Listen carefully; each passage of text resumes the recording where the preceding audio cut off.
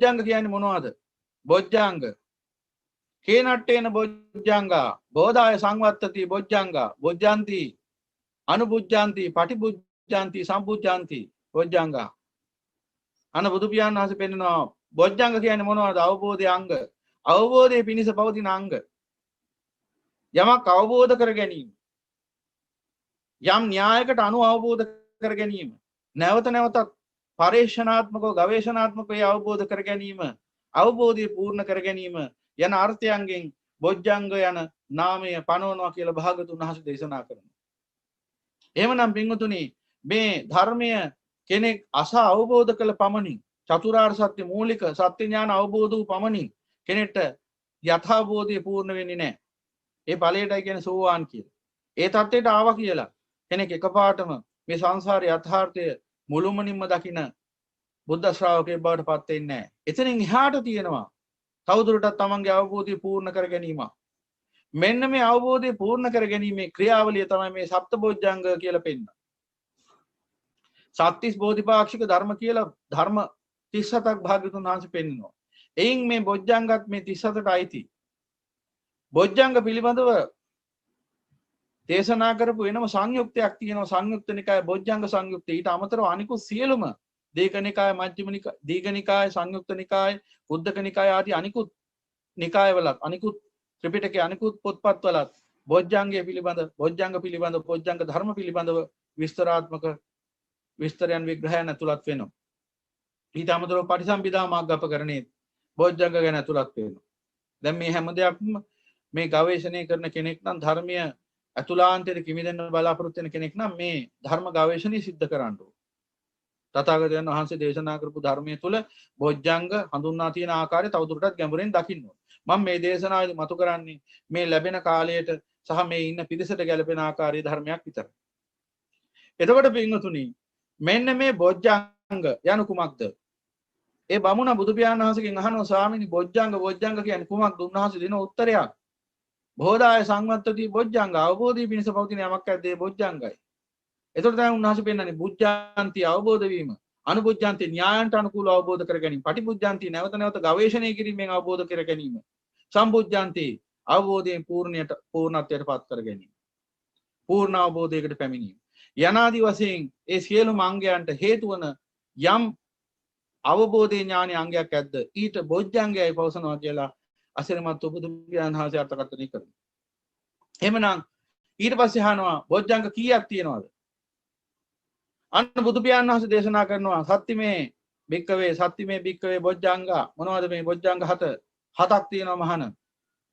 සති සම්බොජ්ජංග, ධම්මවිචය සම්බොජ්ජංග, විරිය බොජ්ජංග, විරිය සම්බොජ්ජංග, පීති සම්බොජ්ජංග, පස්සති සම්බොජ්ජංග, සමාධි සම්බොජ්ජංග, උපේක්ඛා සම්බොජ්ජංග යනාදී වශයෙන් බොජ්ජංග ධර්ම හතක්.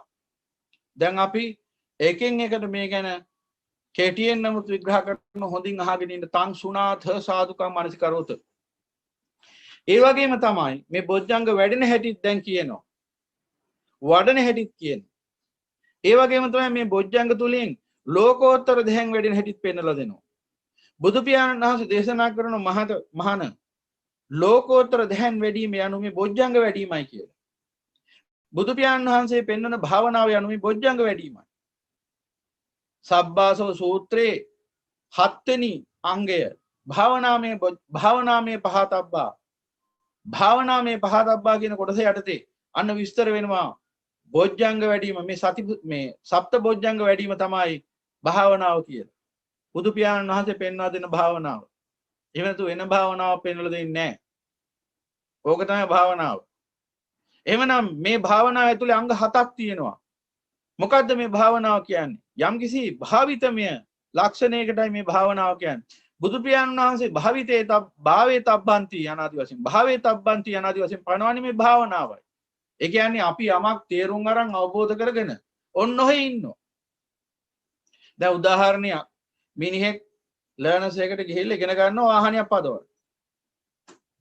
වාහනේ පදවන්න ඉගෙන ගත්තා, ලයිසන් එකක් ගත්තා, ගෙදරට වෙලා පුටුවකට වෙලා අතපය බැඳගෙන ඉන්නවා. දැන් මොකද්ද වෙන්නේ? ඒ මිනිහා ඉගෙන ගත්ත එකෙන් ඇති වැඩක් නැහැ. මොකද ඒක භාවිත කරන්නේ නැහැ. භාවිත කළොත් තමයි උහුට වාහනයක් පදවගෙන යන්න පුළුවන් වෙන්නේ. එහෙමනම් අපි මේ ධර්මය අහනවද? අහලා හොඳට අහලා යනවා. අනේ හරි ශෝක් බාන ටික කියලා. ගිහිල්ලා ඉවර වෙලා ඔක්කොම අමතක කරලා දාලා ආපහු අර කාම ලෝකෙට වැටුණාට පස්සේ ආයි සේරම සිහිය බිඳගෙන අර බැදිවල යන සත්වයක් වශයෙන් හැසිරෙනවා. ඊට පස්සේ මොකද වෙන්නේ? අර අවබෝධ වෙච්ච න්‍යාය ධර්ම භාවිත වෙනවා ජීවිතේ. නෑ ඉතින් දුක විතරයි තියෙන්නේ. කොයින්ද සැනසීම? දොස්තර මහත්තයා කොච්චර බෙහෙත් දුන්නත් මොකටද ලෙඩා ගෙදර ගිහිල්ලා මේව බොන්නේ නැත්තම්?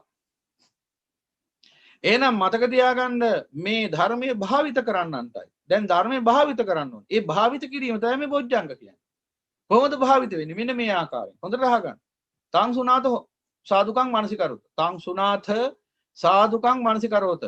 මොකද්ද මේ කිව්වේ? ඒකත් පෙන්වලා දෙන්න ඕන. තං සුනාත හොඳින් අහන්න ධර්මය. සාදුකං මානසිකරොත හොඳින් නුවණින් මෙනෙහි කරන්න. එහෙනම් මේ අවස්ථාවේදී ඔබේ සිතේ සකස් වෙන්න ඕන විඥාන දෙකයි. අහන්නේ සෝත විඥානෙ. මෙනෙහි කරන්නේ මනෝද්වාර විඥානෙ. එහෙනම් විඥාන දෙකයි තියෙන්නේ. ඒකේ උපචාර සමාධි ඉන්න කියලා සුද්ධ සිංහලෙන් කියන්නේ. ඒකේ වෙන වැඩ ඔක්කොම අමතක කරන්න. හෙට කරන්න තියෙන වැඩයි, අද රැයට තියෙන වැඩයි, හෙට තියෙන වැඩයි, අනිද්දාට තියෙන වැඩයි, එහෙම නැත්නම් අනාගතය ගැනයි, නැත්නම් gedara dore පළහිලව් ගැනයි සේරම අමතක කරන්න. එහෙම කරොත්, එහෙම නොකරොත් එහෙම අදත් මේ ධර්මය නිකන් තව එක බණක් විතරයි මේ ජීවිතේ. මේ ජීවිතේ. එච්චරයි වෙන්නේ. හොඳට අහගන්න. මේ දේශනා කරන්නේ න්‍යාය ධර්මයක්. මගේ ධර්මයක් එහෙම නෙවෙයි. අසිරිමත් වූ බුදු පියාණන් වහන්සේ. උන්වහන්සේ පෙන්වා දෙන ආකාරය මේ දේශනා කරන්නේ. එහෙම නැත්නම් මේ භික්ෂුවගේ නෙවෙයි. කිසිම ආකාරයකින් මේ භික්ෂුවගේ ධර්මයක් එහෙම නෙවෙයි මේ ඔබට ඇහෙන්නේ. අසිරිමත් වූ බුදු පියාණන් වහන්සේ මේ ලෝකයට දේශනා කරපු ධර්මයේ ශ්‍රී සද්ධර්මය. උන්වහන්සේ පෙන්නනවා මේ බොජ්ජංග වැඩෙන ආකාරයක් රටාවක්. ඒ බමුණ අහනවා ස්වාමීනි භාග්‍යතුන් වහන්සේ මේ බොජ්ජංග වැඩෙන්නේ කෙසේද? එක සූත්‍රයක් නේ සූත්‍ර ගණනාවක් තියෙනවා මේකේ. ඒ සූත්‍ර ගණනාවක බොජ්ජංග සංයුක්තයේ සූත්‍ර ගණනාවක විස්තර වෙනවා මේ කියන දහම් ව්‍යාකරණය. මෙන්න මෙහෙමයි බමුණ භික්ෂුවකටත් දේශනා කරනවා බමුණටත් දේශනා කරනවා. මෙන්න මෙහෙමයි බමුණ මෙන්න මෙහෙමයි මහාන මේ බොජ්ජංග වැඩෙන්නේ කෙසේද? යම්කිසි සත්පුරුෂයෙක් කල්යාණ මිත්‍රයෙක් ඇසුරට යනවා. ගිහිල්ලා ශ්‍රී සද්ධර්මය අහනවා. ඒ කල්යාණ මිත්‍රයා වුන්ට පැහැදිලි කරලා දෙනවා න්‍යායාත්මකව මේ කාමයේ තමයි දුක. නුඹලා සැපයි කියලා හිතන් ඉන්න එක තමයි දුක. නුඹලාගේ චින්තනය කන පිට හැරුණා නම්, නුඹලා හිතන විදිය වෙනස් වුණා නම්, චිත්ත විපර්යාසයකට ලක් වුණා නම්, යටිකුරු වෙච්ච චින්තනය උඩුකුරු වුණා නම්, අන්න නුඹලා යථාබෝධයටපත් වෙන ප්‍රථම ශ්‍රාවකයා, පඨම ශ්‍රාවකයා බවට පත් වෙනවා. සෝවාන් පල්ලාභියෙක් බවට පත් වෙනවා. දැන් මොකද කරන්න තියෙන්නේ? දැන් ඒ අහන ලද ධර්මයේ දැන් මොකද කරන්න ඕන? නුවණින් මෙනෙහි කරන්න ඕන. එහෙමනම් බමුණ බොජ්ජංග වැඩෙන්නේ මෙන්න මෙතෙන් සිට. කොතෙන් සිටද? අර කල්යාණ මිත්‍රයාගෙන් සත්පුරුෂයාගෙන් අසන ලද ධර්මය නැවත විවේකයෙන් යුක්තව සිහි කරන්න පටන් ගන්නවා. නුවණින් යුක්තව සිහි කරනවා. යෝනිසෝ මනසිකාරං කිව්වේ මේ පටිච්ච සමුප්පාදයට අනුකූලව මේ හේතු ඇති කල්ලි මෙසේ වේ. මේ හේතු නොමැති කල්ලි මෙසේ නොවේ කියලා මුල දකිමි. යෝනිසෝ කියන්නේ මේ ආරම්භ වෙන තැන, උපදින තැන, මේ ධර්මතා සකස් වෙන තැන, සමුදය වෙන තැන දකින්නේ. ඒ සමුදය වෙන තැන දැක්කොත් තමයි හේතු ආරම්භ වෙන තැන දැක්කොත් තමයි හේතුවෙන්ම නසා දමන්න පුළුවන් වෙන්නේ. එතකොටයි සියල්ල නිරුද්ධ වෙන්නේ. එහෙමනම් අන්න ඒ අනුසාරින් තමන්ගේ අවබෝධය තුලින් මේ ධර්මයේ පරීක්ෂා කරන්න පටන් ගන්නවා.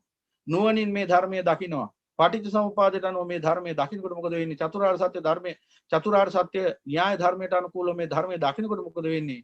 අන්න ඒ පුද්ගලයාගේ, ඒ ආරි ශ්‍රාවකයාගේ සති බොජ්ජංගය වැඩෙන්න පටන් ගන්නවා. ඒකේ මොකද? ඥාන සංප්‍රයුක්ත සිහිය. ඇයි එහෙම කිව්වේ? අඥාන සංප්‍රයුක්ත සිහියකුත් තියෙනවා. මොකක්ද? මිත්‍යා සතිය. ඒකේ මොකද? දැන් අපි හිතමුකෝ මිනිහෙක් පරමාණු බෝම්බයක් හදනවා කියන්නේ. න්‍යෂ්ටික බෝම්බයක්. හරි භයානක වැඩක්. දැන් මේක කරන්න පුළුවන් ද අවසිහියක් තියෙන මිනිහෙක්.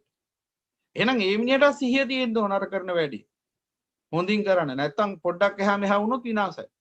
එහෙමනම් එතන සිහියක් තියෙනවා. හැබැයි එතනේ සිහිය යෙදුනේ අඥාන සංප්‍රයුක්තව.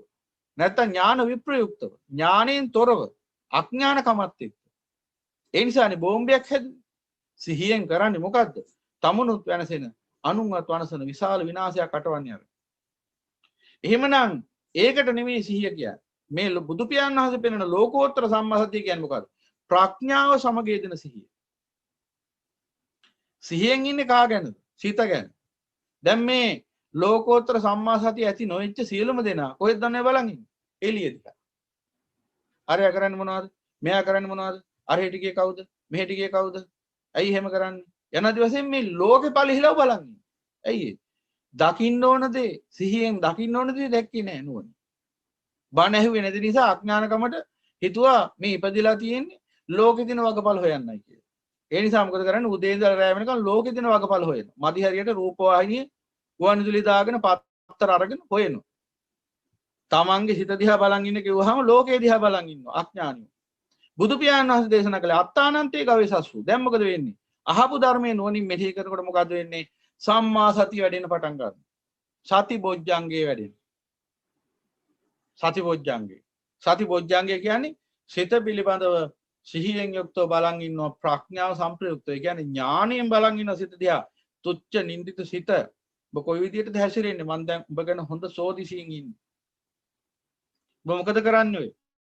උඹ ඇහැ පරිහරණය කරන්නේ, කන පරිහරණය කරන්නේ, නාසය පරිහරණය කරන්නේ, දිව, ශරීරය, මනස පරිහරණය කරන්නේ.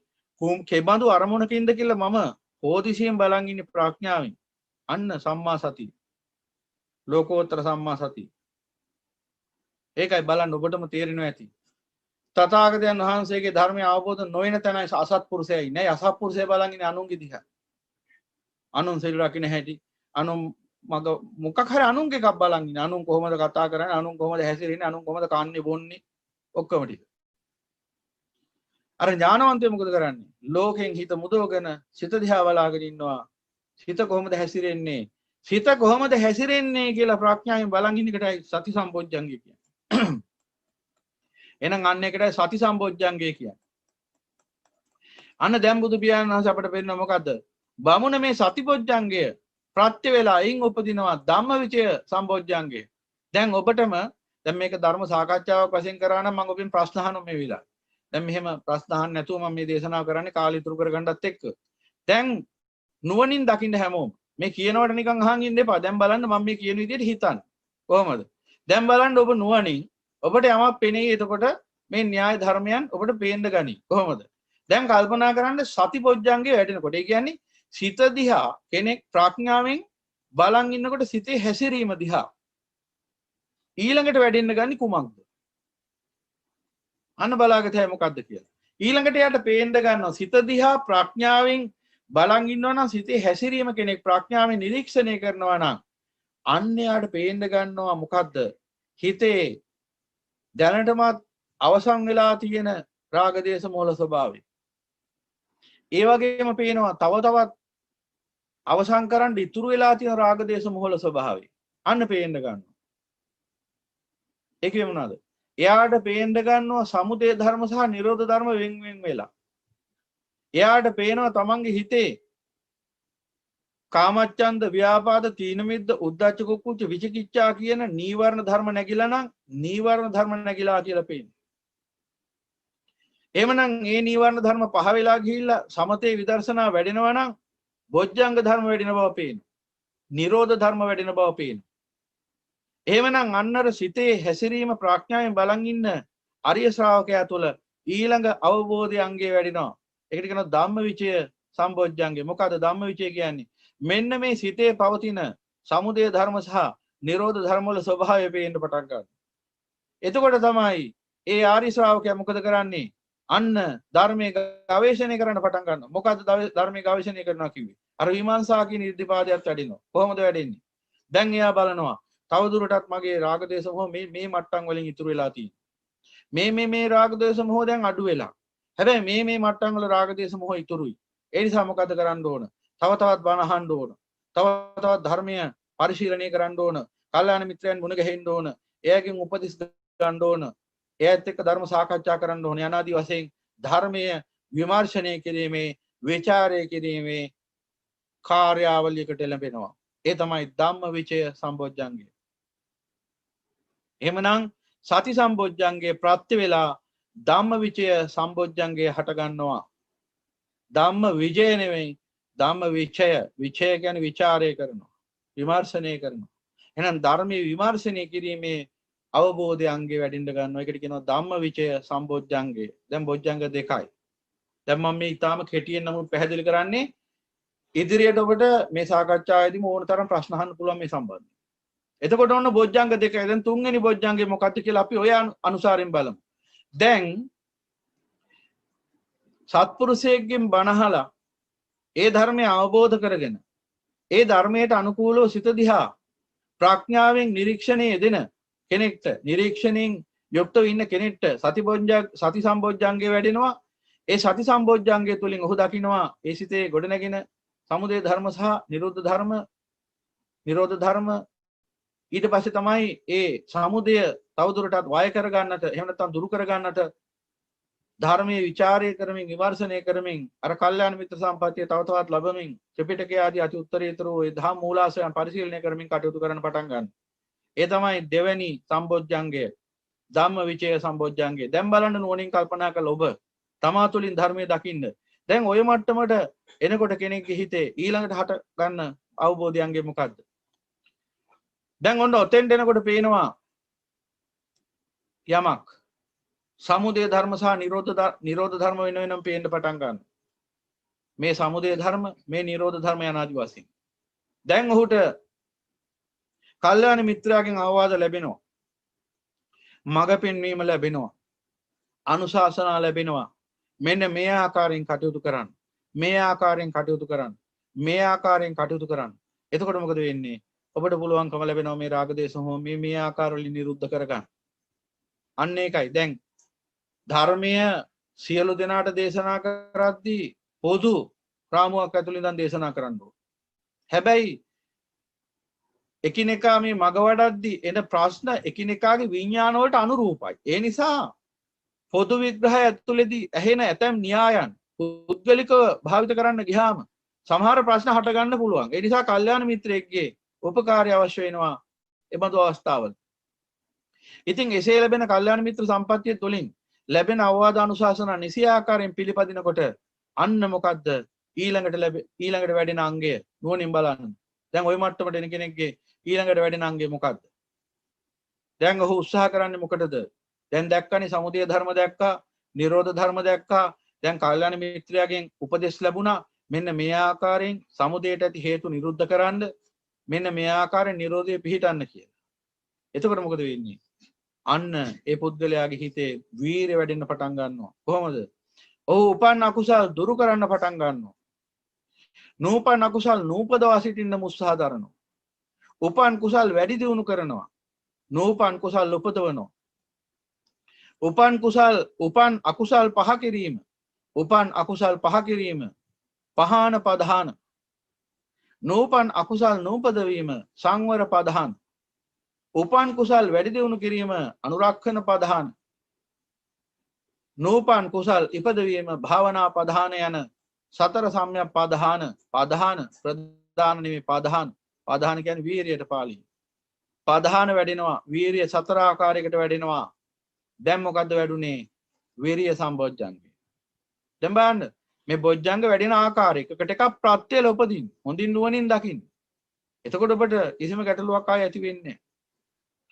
දැන් අර ලෝකෝත්තර දහයන් ගැන කියන්න ඕනේ යමක්. ඔන්න බලා ගන්න දැන් ලෝකෝත්තර දහයන්. දැන් ඔබ කලියුත්ත කරනවා නම් අමුතුවෙන් ආයි දහයන් කියලා පසුපස්සේ හඹා යන්න දෙයක් නැහැ. ඔන්න දකින්න ලෝකෝත්තර දහයන් වැඩෙන හැටි. දැන් ඔන්න ඔය විදිහට සති සම්බොජ්ජංගයයි ධම්මවිචේ සම්බොජ්ජංගයයි වැඩිගෙන එනකොට එයින් ප්‍රත්‍යල දැන් හටගත්තා විරිය සම්බොජ්ජංගය. දැන් බලන්න ඔතන ඉඳලා ලෝකෝත්තර දහන වැඩෙන හැටි. ඒකයි බුදු පියාණන් වහන්සේ දේශනා කළේ බමුණ ගහක් හිටවලා අද මල්ඵල ලැබේවා හෙට මල්ඵල ලැබේවා කියලා ගහ මුල ඉඳගෙන ප්‍රාර්ථනා කරාට ප්‍රතිඵල ලැබෙනවා නැහැ. කොහොමද එහෙනම් ලැබෙන්නේ? ගහට අවශ්‍ය කරන සාත්තුව දෙන්න, වතුර දාන්න, පොහොර දාන්න. එදාට ගහ නිසි දවසට මල්ඵල නංවාවි. මෙන්න මේ විදිහට බුදු පියාණන් වහන්සේ දේශනා කරේ මොකක් ගැනද? මේ බොජ්ජංග ගැන තමයි. එමනම් කාට හරි ලෝකෝත්තර දහයන් අවශ්‍ය නම් මෙන්න රටාව. ආයි තර්කවාද විවාද වැඩක් නැහැ. මොකද මේ ධර්මයේ මගේ නෙවෙයි බුදු පියාණන් වහන්සේ. උන්වහන්සේ ඒකයි කිව්වේ මේ විවේක නිස්සිත විරාග නිස්සිත නිරෝධ නිස්සිත වස්සග්ග පරිණාමී සති සම්බොජ්ජංගේ වඩාව් ධම්මවිචේ සම්බොජ්ජංගේ වඩාව් යනාදී වශයෙන් දේශනා කළා. ඒ සම්බොජ්ජංග වැඩිමම ලෝකෝත්තර දැහැන් වශයෙන් නිවන් මඟ වශයෙන් පෙන්වා දුන්නා. එතකොට පින්වතුනි අර විවේක නිශ්චිත විරාග නිශ්චිත නිරෝධ නිශ්චිත වස්සග්ග පරිණාමී කියන කාරණා ගැන අපි තව ටික වෙලාවකින් සාකච්ඡා කරමු. ඊට කලින් මම මේ බොජ්ජංග වැඩෙන රටාව පෙන්වලා දෙන්න. ඊට පස්සේ මොකද වෙන්නේ? අර සති සම්බොජ්ජංගේ වැඩිච්ච ධම්මවිචේ සම්බොජ්ජංගේ වැඩිච්ච අරිය ශ්‍රාවකයා තුල ඒ බොජ්ජංගයන්ගේ ප්‍රත්‍යයෙන් උපදිනවා විරිය බොජ්ජංගය. ඒකේ සතර ආකාර වූ වීරිය. සතර සම්‍යක් ප්‍රධාන වැඩෙන්න පටන් ගන්නවා. දැන් මොකද වෙන්නේ බලමු. දැන් ඔන්න හොඳින් බලන්න. දැහැන වැඩෙන හැටි. දැන් උපන් අකුසල් දුරු කිරීම. නූපන් අකුසල් නූපද වීම. උපන් කුසල් වැඩි දියුණු කිරීම. නූපන් කුසල් ඉපදවීම කියන සතර ආකාරයකට වීරිය වැඩෙන්න ඕන. මේ සතර ආකාරයකට වීරිය වැඩෙනකොට මේ අරිය ශ්‍රාවකයා තුල අර සංවර සීලය බලවත් වෙන්න පටන් ගන්නවා. සංවර සීලය හෙවත් කුසල සීලය බලවත් වෙනකොට මොකද වෙන්නේ? අරමුණු ගන්නවා සිත ආයතන 6කින්.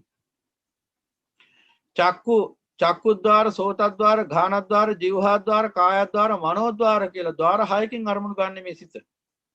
දැන් මොකද වෙන්නේ? මේ සංවර සීලය රකින්න මේ අරිය ශ්‍රාවකයා තුල මෙන්න මේ ගුත්තද්්වාර හෙවත් මේ දොරටු මේ අරමුණු ගන්න දොරටු ප්‍රඥාවෙන් සංවර කිරීමක් වත් ප්‍රඥාවේ මුර කිරීමක් දකින්න ලැබෙනවා. ඒකෙවේ මේ දොරටු ප්‍රඥාවෙන් අවහිර කරලා තියෙන්නේ. සතුරන්ට එන්න බැරි වෙන්න. ඒ නිසා මොකද වෙන්නේ? ඔහුගේ චක්කුද්්වාරය සංවරයි, සෝතද්්වාරය සංවරයි, ඝානද්්වාරය සංවරයි, જીවහද්්වාරය සංවරයි, කායද්්වාරය සංවරයි, මනෝද්්වාරය සංවරයි. ඒ නිසා ඔහුට පුළුවන්කම ලැබෙනවා මොකද්ද? ඒ පංචද්්වාර නිරුද්ධ කරගන්න. ඒ කියන්නේ ඒ පහම වළක්වන්න පුළුවන්. ඒකේ ඇහැයි කනයි නාසයයි දිවයි ශරීරයයි පරිහරණය කිරීම අවශ්‍යතාව පිණිස නේ මම මේ කියන්නේ ආස්වාදයේ පිණිස පරිහරණය කිරීම නොකර සිටින්නට පුළුවන්. පංචද්වාරය නිරුද්ධ කරගන්න පුළුවන්. ඒ කිව්වේ අපි හිතමු උදාහරණයක් හැටියට යම් කිසි කෙනෙක්ට පුළුවන් පැත්තකටලා හුදකලා වෙලා ඉන්න දැන් ඔහු හුදකලා වාසයක ඉන්නවා. අර වස්සග්ග පරිණාමී කිව්වේ ඒකයි. ඒ ටික වෙනම් පැහැදිලි කරන්න. දැන් මේ වස්සග්ග පරිණාමී වෙන්න කෙනාගේ ద్వාර 6න් ద్వාර 5ක්ම දැන් ඔහු සංවර කරගෙන ඉන්නේ, සම්පූර්ණයෙන්ම නිරුද්ධ කරගෙන ඉන්නේ.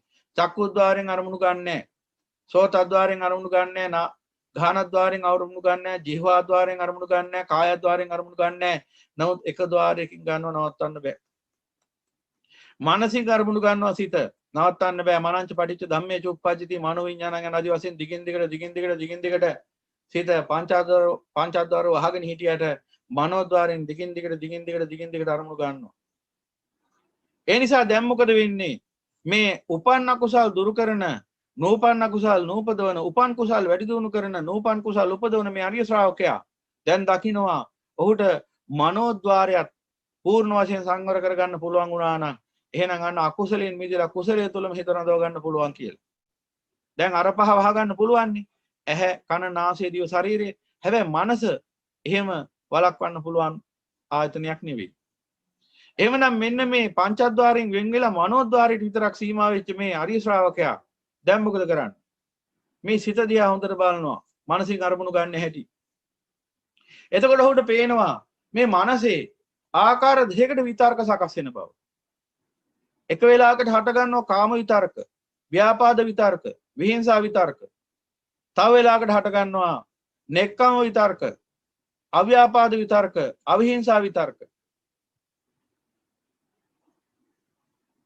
uppajjativa කාම විතක්කං, ව්‍යාපාද විතක්කං, විහිංසා විතක්කං න නාධි වාසේති, න පජහති, න බයන්ති කරෝති, න විනෝදේති, න අනභවං ගමේති. අයං උච්චතා භික්ඛවේ හීන විරියෝ. අයං උච්චති භික්ඛවේ හීන විරියෝ. මහාන මේ සිතේ යම්කිසි කාම විතර්කයක් හටගනීද, ව්‍යාපාද විතර්කයක් හටගනීද, විහිංසා විතර්කයක් හටගනීද, න නාදිවාසේති නාදිවාසේති කියන්නේ නොයිවසනවා න නාදිවාසේති කියන්නේ එහෙමනම් ඉවසනවා ඉවසයිද න පජහති පහ නොකරයිද න ව්‍යාන්ති කරෝති විනාශ නොකරයිද න විනෝදේති දුරු නොකරයිද න අනභවං ගමේති නැවත නූපදින තත්ත්වයටපත් නොකරයිද මහණේකටයි හීන වීරිය කියන්නේ. එහෙමනම් යමෙක්ගේ හිතේ කාම විතරක විහිංසා විතරක යමෙක්ගේ හිතේ කාම විතරක ව්‍යාපාද විතරක විහිංසා විතරක හටගත්තාම මොනවද ඒ තුන? අමුතුවෙන් ආයෙ පැහැදිලි කරන්න දෙයක් නැහැ. නමුත් කෙටි හරි පැහැදිලි කිරීමක් කරමු. කාම විතරක කියන්නේ මේ ප්‍රිය රූප ශබ්ද ගන්ධ රස ස්පර්ශ ධර්ම පිළිබඳ අදහස් හිතේ ඇති වෙන. ප්‍රිය රූප සොයන්න ඕන, ප්‍රිය ශබ්ද ගන්ධ රස ස්පර්ශ ධර්ම සොයන්න ඕන, අර කැමැති රූප ශබ්ද ගන්ධ රස ස්පර්ශ අදහස් සොයන්න ඕන කියන මෙන්න මේ අදහස්. මේකට කියනවා කාම විතර්ක. ඊළඟට හට ගන්නවා ව්‍යාපාද විතර්ක. ඒ කිව්වේ ද්වේෂ සහගත අදහස්. පටික සංඥාවෙන් සකස් වෙනවා ලෝකයේත් එක්ක ගැටෙන අදහස්. අරයා මට මෙහෙම කිව්වා, මෙයා මට මෙහෙම කිව්වා, අරු මට මෙහෙම කිව්වා, අරු මට මෙහෙම කරා, උට මෙහෙම වැඩක් කරන්න, ඔකට හොඳ වැඩක් කරන්න ඕන. යනාදි වශයෙන් පටික සංඥාවෙන් සකස් කරනවා විතර්ක, දේශ විතර්ක, ව්‍යාපාද විතර්ක. ඕකොන්ට නම් හොඳක් වෙන්න එපා, හින ගහන්න ඕන, හැඳි ගෑවිලා යන්න ඕන යනාදි වශයෙන්. එතකොට ඊළඟට හට ගන්නවා විහිංසා විතර්ක. විහිංසා විතර්ක කියන්නේ මොනවද? තව කෙනෙක්ව වෙහෙසටපත් කරලා තමන්ට ඵල ප්‍රයෝජන ලබා ගන්න ඕන කියන අදහස්. ඒවත් හිතේ හට ගන්නවා. ඒකට තමයි විහිංසා විතර්ක කියන්නේ. විනෝදයට හරි තව කෙනෙක්ව අපහසුවට පත් කරන්න ඕන. පීඩාවට පත් කරන්න ඕන. දුකට පත් කරන්න ඕන. තමන්ගේ ලාභය, කීර්තිය, ප්‍රශංසාව උදෙසා තව කෙනෙක්ව දුකට විපතට පත් කිරීමේ අදහස්. මේවට කියනවා විහිංසා විතර්ක. දැන් උදාහරණයක්, සරල උදාහරණයක් කියන්නම්. ඒව නම් ඔබ දන්නවනේ. අර සියුම් විහිංසා තමයි දන්නේ නැත්තේ. නිකන් ගේ ඉස්සරහා පිළේ වාඩි වෙලා ඉන්නවා. ඔතනින් යනවා බල්ලෙක් අසරණ. දැන් මොකද කරන්නේ? ගාලක් අරන් නිකන් අරුට ගහනවා. ඇයි ඒ? ඌ කෑ ගහනකොට ඒකෙන් විනෝදයක් උපදිනවා. ඒකටනේ ගැහුවේ. ඒ කියන්නේ තව කෙනෙක්ව, තව සතෙක්ව දුකටපත් කරලා ඌට හිංසා කරලා සතුටු වෙනවා. මේ ලෝකේ ඕන තරම් එහෙම මිනිස්සු ඉන්නවනේ. අර ලෝකේ රුසියාවේ දුකද ජනාධිපති විනෝදයට කරන්නේ මාළු බානි. එහෙම විනෝදයට අන්‍යයන්ට දුක දෙන ලෝකයේ ඔබ ඕන තරම් දැකලා ඇති. මේවට කියන්නේ විහිංසා විතර්ක. තව කෙනෙක්ව වෙහෙසටපත් කරන විතර්ක, පීඩාවටපත් කරන අදහස්. එහෙමනම් මෙන්න මේවා හට ගන්නවා හිතේ. කාම විතර්ක, ව්‍යාපාද විතර්ක, විහිංසා විතර්ක. මෙන්න මේ විතර්ක හටගත්තාම කෙනෙක් මේවා ඉවසනවා නම්, ඒ කියන්නේ ඉවසනවා කියන්නේ ඒවා හටගත්තට කමන්නේ නොහි ඉන්නවා.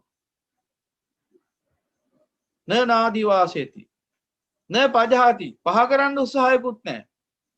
පහ කරගන්න උත්සාහයක් නැහැ. ඒවා පහ කරලා හිත පිරිසිදු කරගන්න උත්සාහයකුත් නැත්තම් න ව්‍යාන්ති කරෝති. ඒවා කුසල නිමිත්තකින් ඒ අකුසල අදහස් නසා ගන්න තුමනාවක් නැත්තම් න විනෝදීති. ඒවා දුරු කරගන්න උවමනාවක් නැත්තම් න අනුභවං ගමේති. ඒවා නැවත නූපදින තත්ත්වයට පත් කරන්න උවමනාවක් නැත්තම් අයං උච්චති බෙක්කවේ හීන විරියෝ. ඒකටයි මහාන හීන වීරය කියන්නේ. ඔන්න ඔබ තුල තියෙන හීන වීරයද කියලා දැන් බලා ගන්න ඕන. හීන වීරය නම් තියෙන්නේ ධානය ගැන හිතන්න එපා.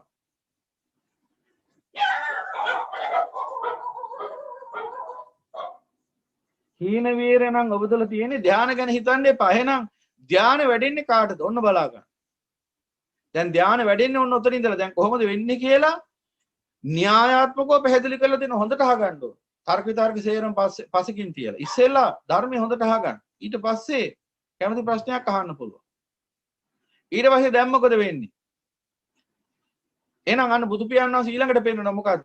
uppajjati වා කාම විතක්කං වා ව්‍යාපාද විතක්කං වා විහිංසා විතක්කං වා නහදි වාසේති පජහති ව්‍යන්ති කරෝති විනෝදීති අනභවං ගමේති අයං උච්චති භික්කවේ ආරද්ධ විරියෝ.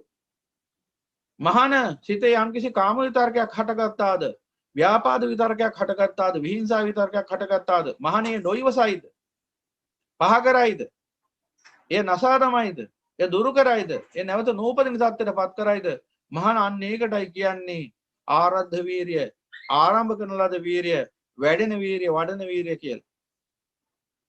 එහෙමනම් අන්න යටයි ධානය වැඩි. එහෙනම් ඔබ ඔන්න ඔතෙන්ට එන්න ඕන. ඊළඟට දැන් ඔන්න ඕක දකින්නවද?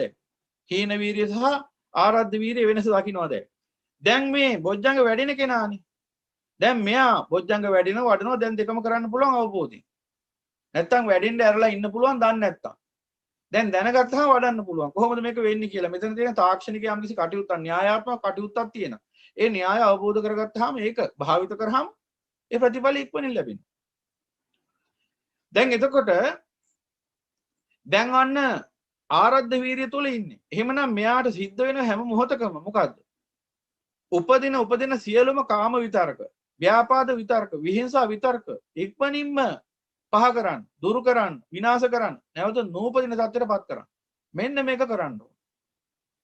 මෙන්න මේක මොකද මෙයා දැන් මනෝ චක්කුද්්වාරය, සෝතද්්වාරය, ගානද්්වාරය, ජීවහද්්වාරය, කායද්්වාරය කියන පංචද්්වාර අක්‍රිය කරගෙන නිරෝධ කරගෙන ඉන්නේ. දැන් ඔහුට තියෙන්නේ මනෝද්්වාරය පූර්ණ වශයෙන් සංවර කර ගැනීමක් විතරයි. එහෙනම් මනෝද්්වාරය පූර්ණ වශයෙන් සංවර කරගන්න බැරි අය මනෝද්්වාරය අන්න අර අකුසල විතර්කත් සකස් වෙනවා. අකුසල විතර්කත් හට ගන්නවා. කුසල විතර්කත් හට ගන්නවා. එහෙනම් මෙයාට මේ ආර්ය ශ්‍රාවකයාට මේ මනසේ හට ගන්න අකුසල විතර්කයන්ගෙන් හිත මුදව ගන්න පුළුවන්කම ලැබුණා නම් ඒ අකුසල විතර්ක සාමුලින්ම පහ කරගන්න ලැබුණා නම් එහෙනම් ඔහුට පුළුවන්කම ලැබෙනවා දිගින් දිගට කුසල විතර්කයේ තුලම ජීවත් වෙන්න. ඒ කිව්වේ යාට පුළුවන් එහෙනම් කුසල සිතක් ඇතුවම වාසය කරන්න. සිව් ඉරියව්වෙදී. ඔය අර ගිහිල්ලා වාඩි වෙලා ඉන්න වෙලාවට විතරක් නෙවෙයි. මේ කියන්නේ. බුදු පියාණන් වහන්සේ පෙන්වන මේ නිවන් මාර්ග වැඩෙන්නේ ඔය හරි පන්සලකට ගිහිල්ලා නැත්නම් භාවනා පන්තියකට ගිහිල්ලා ඉන්න වෙලාවට විතරක් නෙවෙයි. අවබෝධයේ ලද තැන සිට යමෙක් ඒ උතුම් වූ නිවන් මාර්ග වඩන්න අදිෂ්ඨානින් යුක්තව කෘත්‍ය ඥාන මතු කරගන්න වෑයම් දරුවා නම් ඒ මොහොතේ සිටයි වැඩෙන්නේ. එහෙනම් වේලාවක් කලාවක් නැහැ මේකට. ඔයවත් යන්න ඕනෙත් නැහැ අමුතුවෙන්. අමුතු පන්ති වලට සහභාගී වෙන්න ඕනෙත් නැහැ. නුවණින් දකින්න මේ කාරණා. එහෙමනම් මනස සංවර කරන් ඉන්න ඕන කොහේ හරි ගියාම විතරයි. අනිත් වෙලාවට අසංවරයි එහෙමද? එහෙම වුණොත් මොන නිවනක්ද? එහෙමනම් මේ කියන්නේ මේ එක මොහොතකට කරන්න ඕන වැඩක් නෙමෙයි. සතර ඉරියව්වේදීම නිරන්තරයෙන්ම සිද්ධ වෙන්න ඕන දෙයක්. අර පූර්ණ ප්‍රතිඵලය කරා ගමන් කරන්න. සංසාරේ යන්න නම් මේ ටික කරන්න ඕනේ නැහැ ඉතින්. මේ කියන්නේ නිවන් මඟ වඩන හැටි.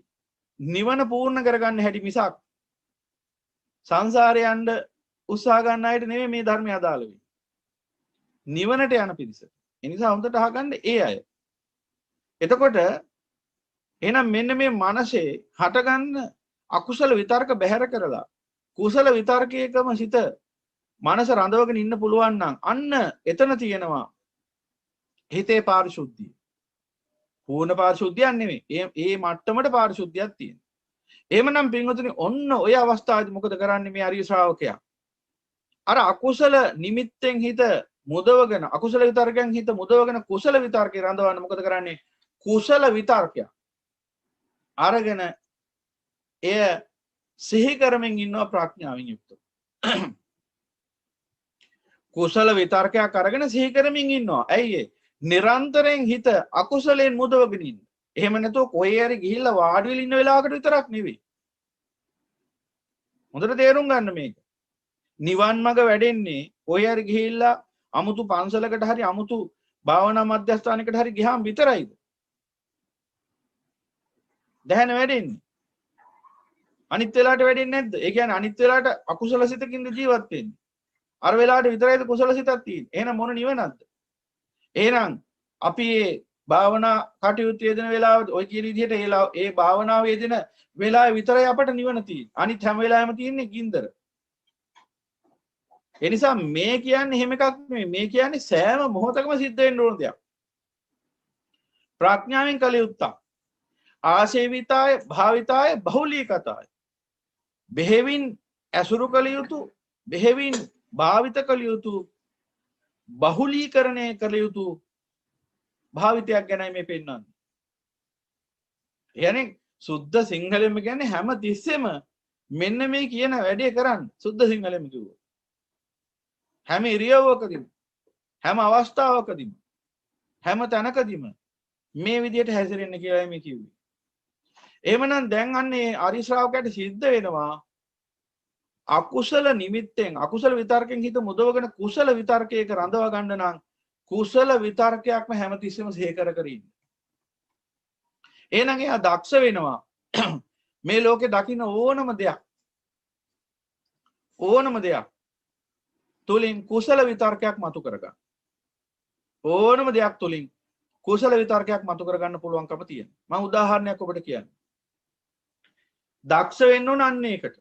එහෙම නැතුව අමුතුවෙන් ආයි මෙන්න මේක සිහි කර කර ඉන්න කියලා වචන ටිකක් දෙන එක නෙවෙයි මේ කියන්නේ. සවිතක්ක කියලා කියන්නේ වචන වලටම නෙවෙයි. සවිතක්ක කියන්නේ අදහස් වලට. අදහස් කියන්නේ වචන නෙවෙයි හැමතිස්සෙම. දැන් sannivedanaya තියෙනවා වාචික sannivedanaya සහ නිර්වාචික sannivedanaya කොටස් දෙකක්. එතකොට sannivedanayen කරන්නේ යම්කිසි අදහසක් දැනුම් දෙන එක. එතකොට අදහසක් දැනුම් දෙනවා කියන එක හැමතිස්සෙම වචනයක් නෙවෙයි. දැන් කෙනෙක්ට පුළුවන් ඈත ඉන්න කෙනෙක්ට මෙහෙ එන්න කියලා කිය. ඒ වචනය තුලින් අපි යාට අදහස දුන්නා මෙහෙ එන්න කියලා. ඒ වගේම පුළුවන් අතවනලා අඬ ගහන්න මෙහෙට එන්න කියලා අතවනලා අඬ ගහන්නත් පුළුවන්. එහෙම නැත්නම් වෙනත් මොකක් හරි සංඥා මාර්ගයක් මොකක් හරි ආලෝකයක් දැල්වනවා නිවනවා එතකොටත් සංඥාවක් එනවා මෙහෙට එන්න කියලා.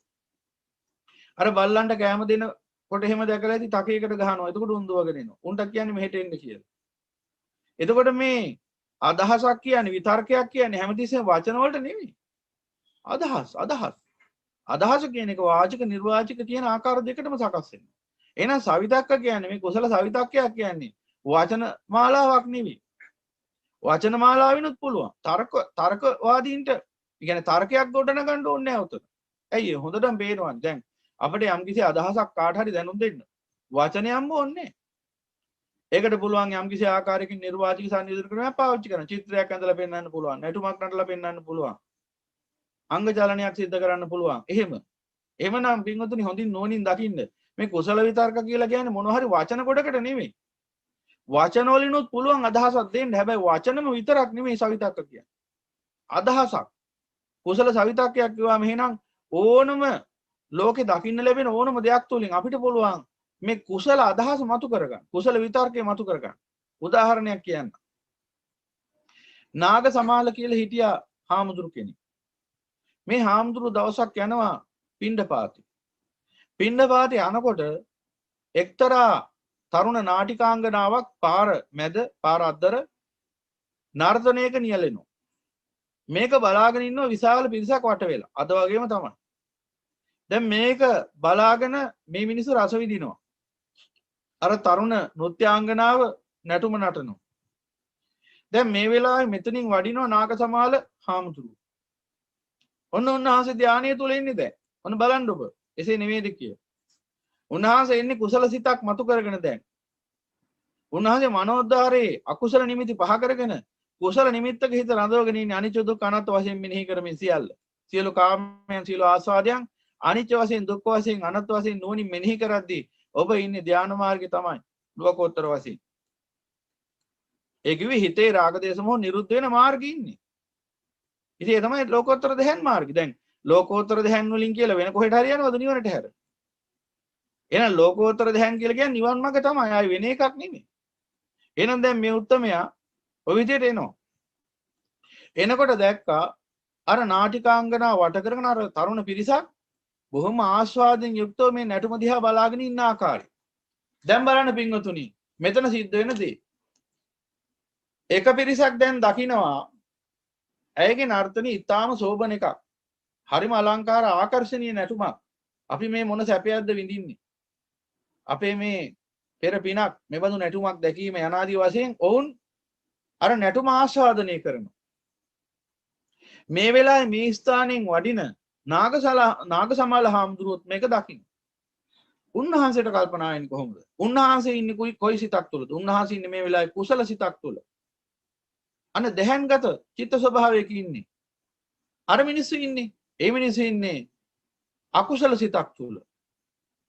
එවනම් අකුසල සිත තුල ඉන්න අකුසල විතර්කයන් එක්ක ජීවත් වෙන මේ මිනිසයන්ට පේනවා අර නැටුම හරි ලස්සන ආකර්ශනීය සුන්දර එකක් වශයෙන්. අර නාග සමාල හාමුදුරුවෝ දකින්නවා මෙහෙම. මේ මොන අඥානකමක්ද? මේ හිසේ සිට පාදාන්තයේ දක්වා සමකින් වැසුනා වූ নানা ප්‍රකාර අසුචියෙන් සැදුනා වූ මේ කුණුකයින් යුක්ත මේ නාටිකාංගනාව ඒ කුණුපයන් හතරත විහිදුවමින් හිස් රංගනයක යෙදෙනවා. මෝහයෙන් මත් වෙලා උමුතුයෙන් මෙන් හැසිරෙනවා. මේක බලාගෙන ඉන්න මේ අඥාන අකුසල් සිත් ඇති මේ පෘථග්ජනියෝ මේ අසුබ දර්ශනීය දිහා බලාගෙන සුභ සංඥාවෙන් යුක්තව කාමරාගයෙන් පෙළෙනවා. යනාදී වශයෙන් උන්වහන්සේ දැන් මේ සිදුවීමේ අර්ථාර්ථය මෙහි කරන්න පටන් ගත්තා.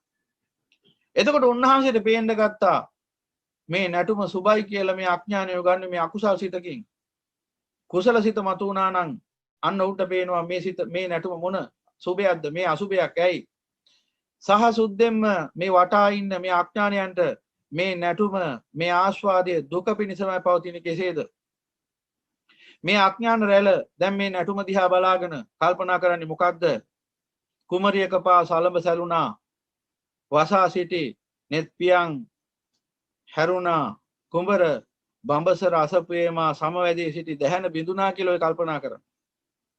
උන්ගේ ඔක්කොගේම හිත රාගෙන් දැන් ඔත්පල වෙලා තියෙන අර තරුණිය නිසා. රාග සංකාර බහුලව වැඩෙනවා දැන්. කාමය ඉහවහ යනවා කාම දාහින් පෙළෙනවා. දැන් මේ මොහොතේ සිත්වල අප්‍රමාණ රාගයක් නැගිනවා අප්‍රමාණ කර්ම රැස් වෙනවා. මොකද එක එක මට්ටම් වලින් ඔය මිනිස්සු ඔය තරුණිය පිළිබඳව හිතනවා දැන්. එකෙක් පෙරේතෙක් විදියට හිතනවා. එකෙක් නිරසතෙක් විදියට හිතනවා. එකෙක් තිරිසනෙක් විදියට හිතනවා. තව මිනිහෙක් උදන මිනිහෙක් විදියට හිතන්න පුළුවන්. තව මිනිහෙක් දෙවියෙක් විදියට හිතන්න පුළුවන්. අර තරුණියව ඇසුරු කිරීම ගැන. ඇයගෙන් ආස්වාදේ විඳීම ගැන. දැන් ওই විදියට යනවා. දැන් නාගසමාල හාමුදුරුවෝ මේක ප්‍රඥාවෙන් දකිනවා. මේ සුභයි කියලා ගත්ත දර්ශනය නිසා මේ අඥාන පිරිස මොන වගේ විපතකට සංසාරේ ඇද වැටෙන්නේ. සමහර විට මේ නර්තනෙම හේතු වෙන්න පුළුවන් මූන්ට නිරේට ඇද වැටෙන්නේ. නමුත් ඔවුන් ඒක දන්නේ නැහැ. ඔවුන් හිතන්නේ මහා සැපක් උදා වුණා කියලා. යනාදී වශයෙන් මේ නර්තනය ගැනත් ඒ තරුණිය ගැනත් ඒ වටා සිටින පිරිස ගැනත් ප්‍රඥාවෙන් නුවණින් විමර්ශනය කරමින් ඉන්නකොට උන්වහන්සේ මේ මොහොතේදී මරිහත් ඵලයටපත් වෙනවා. හිතගෙනම ඒ එතනින් ගමන් කරමින් සුළු මොහොතකට නතර වෙලා ඒ දැක්ක දර්ශනය තුලින් උන්වහන්සේට පුළුවන්කම ලැබුණා අන්න ධානය පූර්ණ කරගෙන අරිහත් ඵලයටපත් වෙන්න. දැන් උන්වහන්සේගේ ලෝකෝත්තර සම්මා සමාධිය පූර්ණ වුණාද නැද්ද? සිව් දහන් පූර්ණද නැද්ද දැන්? හිතගෙනම අරිහත් ඵලයටපත් වුණා. ඔබට මේක බලන්න ඕන නම් තේර අපදානි අරගෙන බලන්න නාගසමාල තේර අපදානි. ඒ උත්තමයන් වහන්සේ ගැන නාගසමාල මහරහතන් වහන්සේ ගැන තේර ගාථාවලත් මං හිතන්නේ තියෙනවා ඒක. අරගෙන බලන්න. කවුරුවත් කියනවට පිළිගන්න එපා. ඔබත් පරීක්ෂා කරලා බලන්න. දැන් එහෙනම් උන්වහන්සේ අකණ්ඩව දැහන් වඩමින් ඇවිල්ලා තියෙන අර පාරේ. නැත්තම් කොහොමද පූර්ණ වුනේ? එහෙමනම් අන්න සාමාන්‍ය ලෝකයාට හිතන්නවත් පුළුවන් ද අර වගේ නර්තනයකින් අරිහත් ඵලය දක්වා ගමන් කරන්න අවශ්‍ය කර්මස්ථානයක් මතු කර ගන්න පුළුවන් කියලා. අපි කර්මස්ථානය කියලා හිතන්නේ මොකක්ද? වචන ටිකක් මොනවා හරි. කර්මස්ථානය කියන වචන ටිකක්ද? වචන වලිනුත් කර්මස්ථානයක් ගන්න පුළුවන්. හැබැයි එකම දේ වචන විතරක් නෙවෙයි. ඔබ මේ ධර්මයේ හරියාකාරව කෙනෙක් අවබෝධ කරගෙන හැසිරෙනවා නම් ඔහුට මේ ලෝකේ දකින්න හැම දෙයක්ම කර්මස්ථාන. මොනවද කර්මස්ථාන කියන්නේ? කර්ම අස්ථානයට පත් කරන අදහස්. කර්ම අස්ථාන.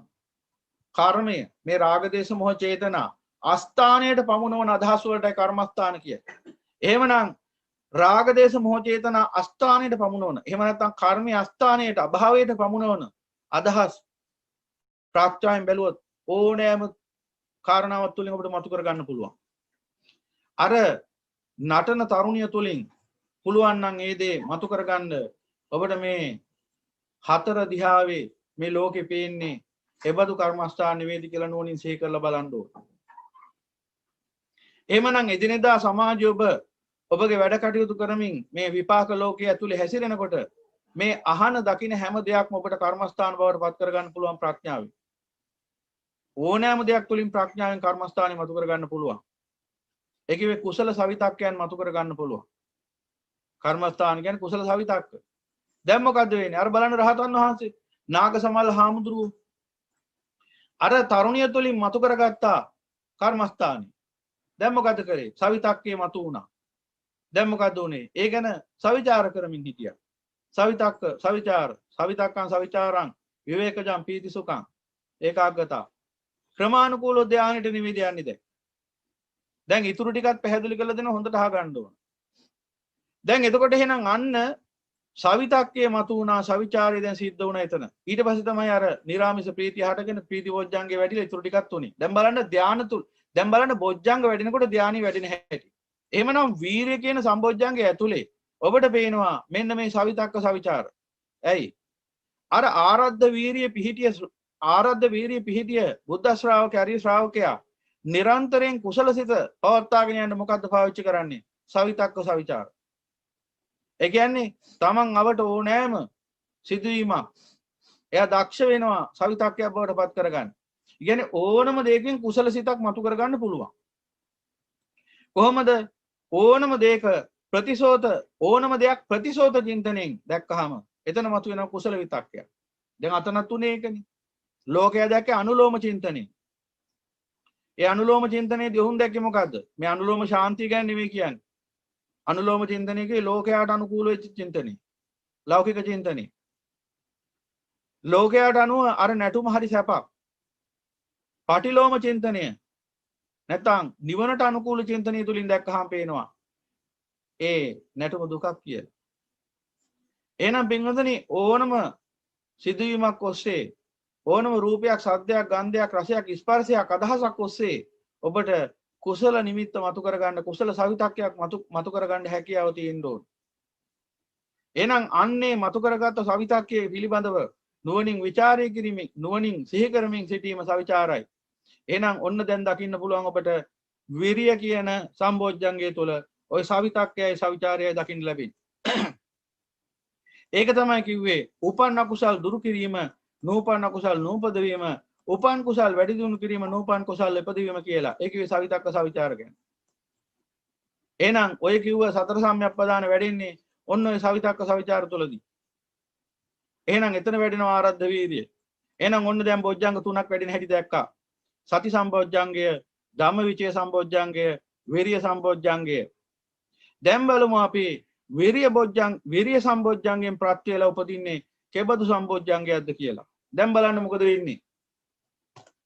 දැන් තමන් මේ විදිහට කුසල නිමිත්තක් අරගෙන සවිතක්කයේ සවිචාරයේ වඩනකොට මොකද වෙන්නේ? අර කුසල නිමිත්ත ගැන දිගින් දිගට ਵਿਚාරය කරමින් ඉනකොට මොකද වෙන්නේ? හිතේ හට ගන්නවා කුමක්ද? ප්‍රීතිය. ප්‍රීතිය හට ගන්නවා. මොකද්ද? තමන් මේ අකුසලයෙන් නිදහස් වෙනවා. ප්‍රත්‍යවේක්ෂා ඥානත් එක්ක ඒක සිද්ධ වෙන්නේ. තමන් මේ අකුසලයෙන් නිදහස් වෙනවා. තමන් මේ දුක්ඛයෙන් නිදහස් වෙනවා. මේ භයානක සංසාර අන්ධකාරයෙන් නිදහස් වෙනවා. නිවනටපත් වෙනවා. ඒ ප්‍රණීත ශාන්ත නිවන උරුම වෙනවා යනාදි වශයෙන් නුවණින් මෙනෙහි වෙනකොට දැන් හට ගන්න වයින් ප්‍රත්‍ය වේලා ඊළඟ බොජ්ජංගය ප්‍රීති බොජ්ජංගය. දැන් මේ ප්‍රීති බොජ්ජංගය කියන්නේ අන්නර ධානය ඊළඟ අංගය සවිතක්ක සවිචාර ප්‍රීති. එහෙනම් බොජ්ජංගයත් එක්කයි ධානාංගේ වැඩෙන්නේ. හොඳට දකින්න. එහෙම නැතුව බොජ්ජංගෙන් පිට නෙවෙයි ධාන වැඩෙන්නේ. බොජ්ජංගයත් එක්කයි වැඩෙන්නේ. එහෙනම් සවිතක්ක සවිචාර වැඩෙන්නේ සවිතක්ක සවිචාර වැඩෙන්නේ වීරිය කියන බොජ්ජංගයත් එක්ක. එහෙනම් ප්‍රීති කියන අංගය වැඩෙන්නේ ප්‍රීති බොජ්ජංගයත් එක්ක. මොන ප්‍රීතියද මේ? නිරාමිස ප්‍රීතිය. අකුසලයේ පහ වෙලා කුසලයේ වැඩෙනකොට හිතේ හට ගන්නා ප්‍රීතිය. ඒක අත්දකින්න අකුසලයේ පහ කරගෙන කුසලයේ හිත රඳවන්න. එතකොට නිරාමිස ප්‍රීතිය අත්දකින්න පුළුවන්. ඒ නිරාමිස ප්‍රීතිය කියන්නේ ලෝකයා හිතන જાතිය ප්‍රීතියක් නෙවෙයි. ලෝකයට ප්‍රීතිය කිව්ව ගමන් ඔළුවට එන්නේ අර hina වෙලා උඩ බයින ආකාරي ප්‍රීතියක්. එහෙම එකක් නෙවෙයි. ප්‍රඥාවෙන් ඇතිවන සංසිඳුණු ප්‍රීතියක් ඒක. විශ්වාසය සහනයක ඇතිවන ප්‍රීතියක්. මෙන්න මේ නිරාමිස ප්‍රීතිය වැඩෙන්න ගන්නවා. මේකට කියනවා ප්‍රීති බොජ්ජංගය. මේ වෙලාවේ ප්‍රත්‍යවේක්ෂා ඥානත් ක්‍රියාත්මකයි. දැන් ධානයේ අංග 3ක් පූර්ණයි. සවිතක්ක සවිචාර ප්‍රීති. දැන් මොකද වෙන්නේ? ප්‍රීතිය වැඩෙනකොට ඒ නිරාමිස ප්‍රීතිය හිත පුරා ගන්නකොට ඒ ලෝකෝත්තර සතුට හිත පුරා ගලාගෙන යනකොට දැන් හට ගන්නවා කායික සහැල්ලු භාවය. සියලු කායන් ප්‍රසාදයටපත් වෙනවා. චක්කු කාය, සෝත කාය, ගාහන කාය, જીවහා කාය, කාය කාය, මනෝ කාය ආදී වශයෙන් මේ සියලු කායන් දැන් රාගෙන්, දේශෙන්, මෝහෙන් තොරව පවතිනවා. ඒ නිසා ඒවා විවේකයි. ඒවට විවේකී ලැබිලා. ඒවා විවේක නිශ්චිතයි, විරාග නිශ්චිතයි, ඒවා නිරෝධ නිශ්චිතයි. ඒවා දැන් වස්සාක පරිණාමී ලෝකයෙන් වෙන් වෙලා ඉන්නේ.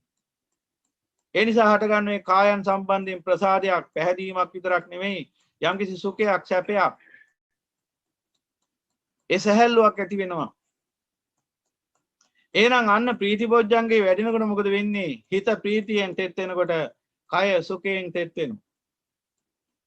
එහෙනම් අන්නේ කය ඇතිවන පස්සද්ධිය සැහැල්ලුව තමයි ඊළඟ බොජ්ජංගේ පස්සද්ධි බොජ්ජංගය. දැන් බලන්න බොජ්ජංග පහක් වැඩිලා සති සම්බොජ්ජංගය, ධම්මවිචේ ධම්මවිචේ සම්බොජ්ජංගය, විරිය සම්බොජ්ජංගය, ප්‍රීති සම්බොජ්ජංගය, පස්සද්ධි සම්බොජ්ජංගය. බොජ්ජංග පහයි.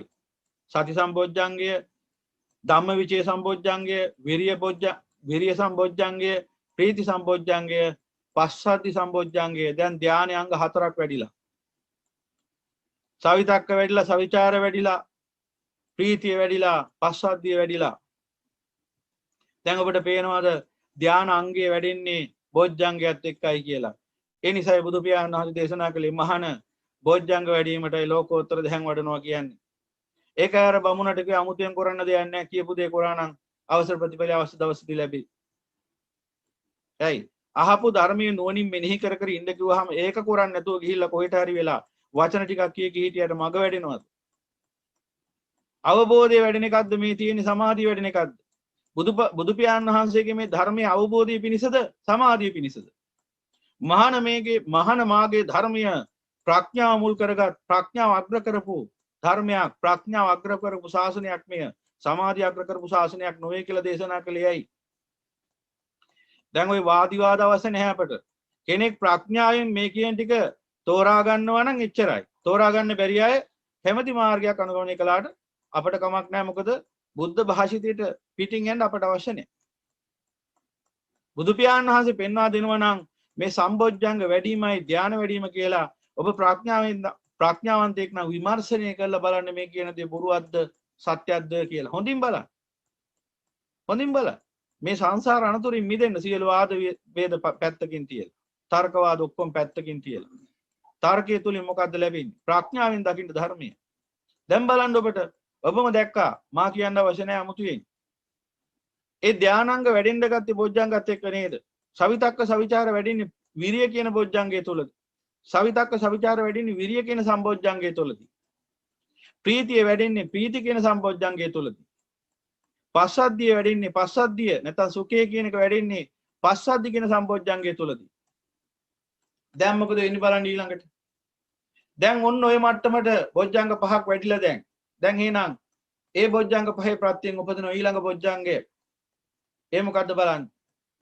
දැන් අර විදිහට කුසල සවිතක්කයක සවිචාරයක නිරන්තරයෙන් රැඳිලා ඉන්න කෙනාට නිරන්තරයෙන් ප්‍රීතිය වැඩෙන්න පටන් ගන්නවා. මේ කියන ප්‍රීතිය එක මොහොතක තියෙන ඊළඟ මොහොතේ නැති වෙන එකක් නෙවෙයි.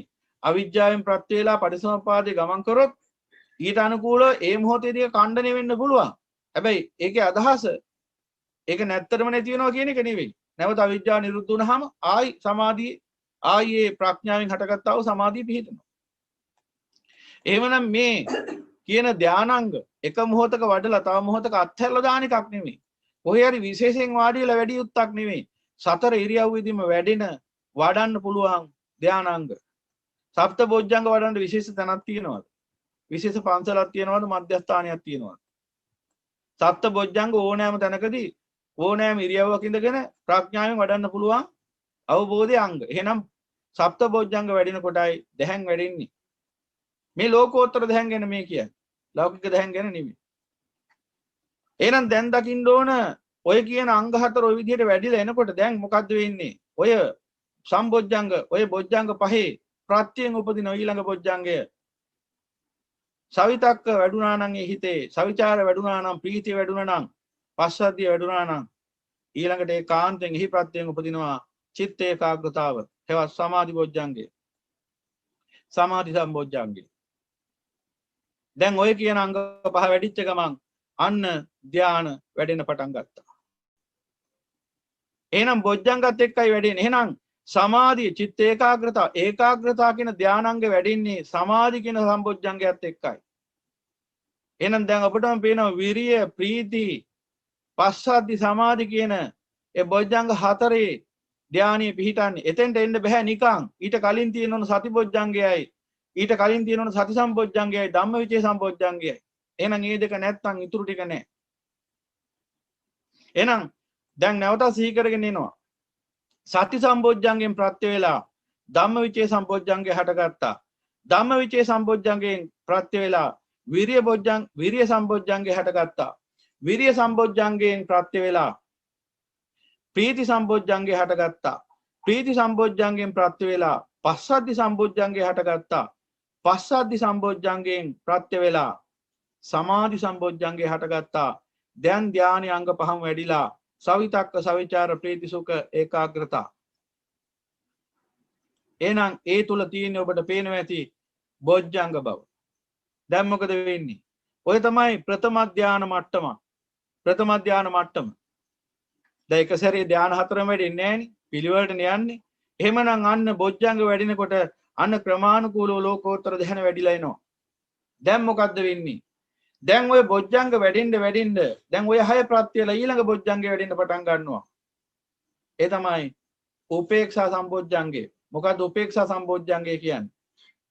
ලෝකේ අපනොන උපේක්ෂාවද? නෑ. දැන් කල්පනා කරන්න පින්වතුනි, ඔය මට්ටමට සිත පාරිශුද්ධ මට්ටමක් දක්වා ගමන් කරනකොට මොකද්ද වෙන්න පුළුවන් දේ? දැන් ওই හිතේ රාගේ දේශේ මොහේ නිරුද්ධයි. සහ මුලින්ම නෙවෙයි අනුසයන් තියෙනවා. රාතන් වහන්සේගේ තමයි සහ මුලින් නිරුද්ධ වෙන්නේ. එහෙනම් ඒ මට්ටම් වලට නිරුද්ධයි. දැන් එහෙනම් ඊළඟ බොජ්ජංගයත් ඔය බොජ්ජංග 6 ප්‍රත්‍යයෙන් උපදින්න පටන් ගන්නවා. ඒ සම්බොජ්ජංගේ කොහොමද වැඩින්නේ කියලා දැන් ඔන්න අහගන්න. මොකද්ද උපේක්ෂාව කියන්නේ? ලෝකයක් පනවන උපේක්ෂාවක් තියෙනවා. ලෝකයා කියනවා සැප දුක අතරේ සමව හැසිරීම නැත්තම් මදහත් භාවය උපේක්ෂාවයි කියලා. ඒ ලෝකයාගේ උපේක්ෂාව. ඒ කියන්නේ ලෝකයා රාගයෙන් සැප වේදනාවක් හදාගෙන කියනවා සැප වේදනාවට ඇලෙන්න එපා උද්දාම වෙන්න එපා කියලා. ද්වේෂයෙන් දුක වේදනාවක් හදාගෙන කියනවා දුක්ඛ දෝමනසයන්හිදී ගැටෙන්න එපා ඉවසීමෙන් කටයුතු කරන්න කියලා. මෙන්න ඊට පස්සේ අර මෝහ වේදනාවෙන් විවිධාකාර භය සන්ත්‍රාසයේ සැකේ උපදවගෙන කියනවා ශෝකයෙන් භයෙන් සැලෙන්න එපා කියලා. ලෝකයා ඒකට උපේක්ෂාව කියනවා. ඒ කියන්නේ සැප දුක අතරේ දෝලණීය නොවි ඉන්න පුළුවන් නම් ඒක ලෝකයට අනුව උපේක්ෂාව. බුදු පියාණන් වහන්සේ පෙන්වන මේ ආරූපේක්ෂාව කියන්නේ එහෙම එකක් නෙවෙයි. ඊට වැඩිය උසස් එකක්. සහ ඊට හාත්පසින්ම වෙනස් එකක්. මොකක්ද එහෙනම් ඒ උපේක්ෂාව කියන්නේ? දැන් සවිතක්ක සවිචාර ප්‍රීති සුඛ ඒකාග්‍රතාව කියන ඔය ධානාංග ලෝකෝත්තර ධ්‍යාන අංග වැඩිච්ච සිතක පවතින්නේ ඊටමත් පිරිසිදු චිත්ත ස්වභාවයක්. සමාධිමත් චිත්ත ස්වභාවයක්. එහෙනම් ඒ හිතේ රාගේ, දේශේ, මෝහය නිරුද්ධ වෙලා තියෙන්නේ දැන්. නිරුද්ධ වෙලා තියෙන කියන්නේ රාග, දේශ, මෝහ නිරුද්ධ වෙලා තියෙන මේ සිත දැන් විපාක අරමුණක් ස්පර්ශ කළොත් මොකද වෙන්නේ? දැන් මේ විපාක අරමුණ ස්පර්ශ කරන්නේ රාගෙනුත් නෙවෙයි. ඒ නිසා මොකද වෙන්නේ? රාග සම්පස්සේ හටගන්නේ. ඒ නිසා පස්ස නිරෝධෝ වේදනා නිරෝධා කියලා සැප වේදනා නිරුද්ධ වෙනවා. ඊළඟට විපාක අරමුණ ස්පර්ශ කරන්නේ ද්වේෂේනුත් නෙවෙයි. ඒ නිසා ද්වේෂ සම්පස්සයත් නිරුද්ධයි. ඒ නිසා පස්ස නිරෝධෝ වේදනා නිරෝධා කියලා දුක්ඛ දෝමනස්ස උපා දුක්ඛ සහගත දෝමනස්ස උපා සමායින් දුක්ඛ සහගත ඒ දෝමනස්ස වේදනාවත් පහ වෙනවා. දැන් අර රාග ස්පර්ශය නිරුද්ධ නම් සෝමනස්ස සහගත සුඛ වේදනාව නිරුද්ධයි. ද්වේෂ ස්පර්ශය නිරුද්ධ නම් පස්ස නිරෝධෝ වේදනා නිරෝධා කියලා දෝමනස්ස සහගත දුක්ඛ වේදනා නිරුද්ධයි. ඊළඟට මෝහ ස්පර්ශයත් නිරුද්ධ නම් එහෙනම් උපේක්ඛා සහගත අන්න ලෝකේ උපේක්ෂා සහගත අදුක්ඛම සුඛ වේදනාවත් නිරුද්ධයි. දැන් එහෙනම් කල්පනා කරන්න ඒ සමාධිමත් සිතේ රාගයත් නිරුද්ධයි, ද්වේෂයත් නිරුද්ධයි, මෝහයත් නිරුද්ධයි, අනුසයන් පවතිනවා. ඒ මට්ටමට නිරුද්ධයි. කියන්නේ අනුසයන් ඉතුරුයි සාමුලින්ම නිරුද්ධ වුණා නම් රහතන් වහන්සේ. 아무තෙන් කරන්න දෙයක් නෑ. එහෙනම් මේ කියන්නේ තාම නිවන් මාර්ග වඩන කෙනෙක් කියන්නේ. ඒකනේ බොජ්ජංග වැඩෙන්නේ තාම. එහෙනම් එයාගේ ඒ මට්ටමට ඒ නිරුද්ධ වෙලා තියෙන්නේ. නැතුව සාමුලින් නෙවෙයි. එහෙනම් ඒ මට්ටමට රාග දේශ මොහ නිරුද්ධ නම් ඒ මට්ටමට උඩ දකින්න ලැබෙනවා මොකද්ද? අන්න ආර්ය උපේක්ෂාව මොකද්ද? යම් කිසි අරමුණක ඒ අව්‍යාකෘත ස්වභාවය. දැන් අර දකින්න ලැබෙන අව්‍යාකෘත සිත හටගන්නේ අන්න එතනදී. ඒ කියන්නේ අහේතුක සිතක් ඒක. ඒ කියන්නේ ඒකේ රාග දේශ මොහ නැහැ. ඒ නිසා හටගන්න සිත. හැබැයි මේ ඔන්න දෙන්න එන්න එපා ප්‍රභාසර චිත්තය කියලා. තාම ප්‍රභාසර චිත්තය කරා ගමන් කරමින් ඉන්නේ. දැන් පූර්ණ වශයෙන් ඔතනදී ප්‍රභාසර චිත්තයක් දකින්න පුළුවන් නම් ඉතින් කරන්න දෙයක් නැහැ එතනින් එහාට. එහෙනම් පටිසමුපාදයේ සාමුලින්ම අවිජ්ජායත්වය අශේෂ විරාග නිරෝධෝ කියලා නිරුද්ධයි. එහෙම වෙලා නැහැ තාම. ශේෂයක් ඉතුරුයි. අනුසය. එහෙනම් දැන් දකින්න ඕනේ එහෙනම් අන්නේ සමාධිමත් සිතින් ලෝකේ ස්පර්ශ කරන අරිය ශ්‍රාවකයාට ඒ සමාධිය කොහොම එකද? ආනන්තරිකයි. ඒ කිව්වේ අන්තරයක් නෑ. ඒ කිව්වේ පන්සලේ ඉන්නකොට මධ්‍යස්ථානයේ ඉන්නකොට තියෙන සමාධියක් ඒක. ගෙදරාවම නැති එකක් නෙවෙයි. අන්තරයක් නැතුව දිගින් දිගට තියෙන එකක්. ඒ කියන්නේ ඒක අතර අන්තරයක් නෑ. ඒ කියන්නේ හිඩසක් නෑ. ආනන්තරිකයි. යම් බුද්ධ සෙට්ටෝ පරිවන්නයින් සුචින් සමාධිමානන්තරිකඤ්ඤමාහු සමාධිනා තේන සමෝන විජ්ජති. ඒ සමාධිය හා සමාන සමාධියක් තව ලෝකෙ පේන්නේ. හැබැයි සමාධිය ලෝකෙට පේන්නේත් නැහැ. අන්න එකයි විශේෂත්වය. ඒ ලෝකෝත්තර සමාධිය ලෝකයට පේන එකක් නෙවෙයි. ඇහැට පේන එකක් නෙවෙයි. දැන් ලෞකික සමාධිය ඇහැට පේනවා. කොහේ හරි වාඩි වෙලා S2 වහගෙන ඉන්නවා. ඉතින් බොරුවට වහන් ඉන්නවද කියලා කවුද දන්නේ? ඉතින් ඒත් පේනවා එයා සමාධිය වඩන කෙනෙක් කියලා. එදාට ලෝකයේ එයාට ගොඩක් ගරු සත්කාර කරනවා. එයා භාවනා කරන කෙනෙක් නේද? එයා ධ්‍යාන තියෙන කෙනෙක් නේද කියලා. හැබැයි ලෝකෝත්තර සමාධියෙම හැට පේන එකක් නෙවෙයි.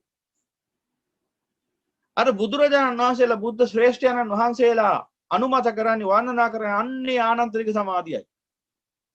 අන්තරයක් නැතුවම වැඩෙන සතර ඉරියව්වෙදී වැඩෙන මේ ලෝකෝත්තර සමාධිය. දැන් ආයි හරස් ප්‍රශ්න අහන්න දෙයක් නැහැ. ඔබට මේ කියන ටික අහන් හිටියනම්. දැන් ඔබටම තේරෙනවා. මා කියන එක නෙවෙයි මේ. ඒතර බුදු පියාණන් වහන්සේ පෙන්වලා දෙන ක්‍රමය මේ. එහෙමනම් අන්න අපිට පේනවා දැන් ඒ සමාධිය වැඩුණා නම් ඒ විදිහට ආනන්තරික සමාධිය වැඩුණා නම් සමාධි බොජ්ජංගේ සම්බොජ්ජංගේ වැඩෙනවා. දැන් මොකද වෙන්නේ? එහෙනම්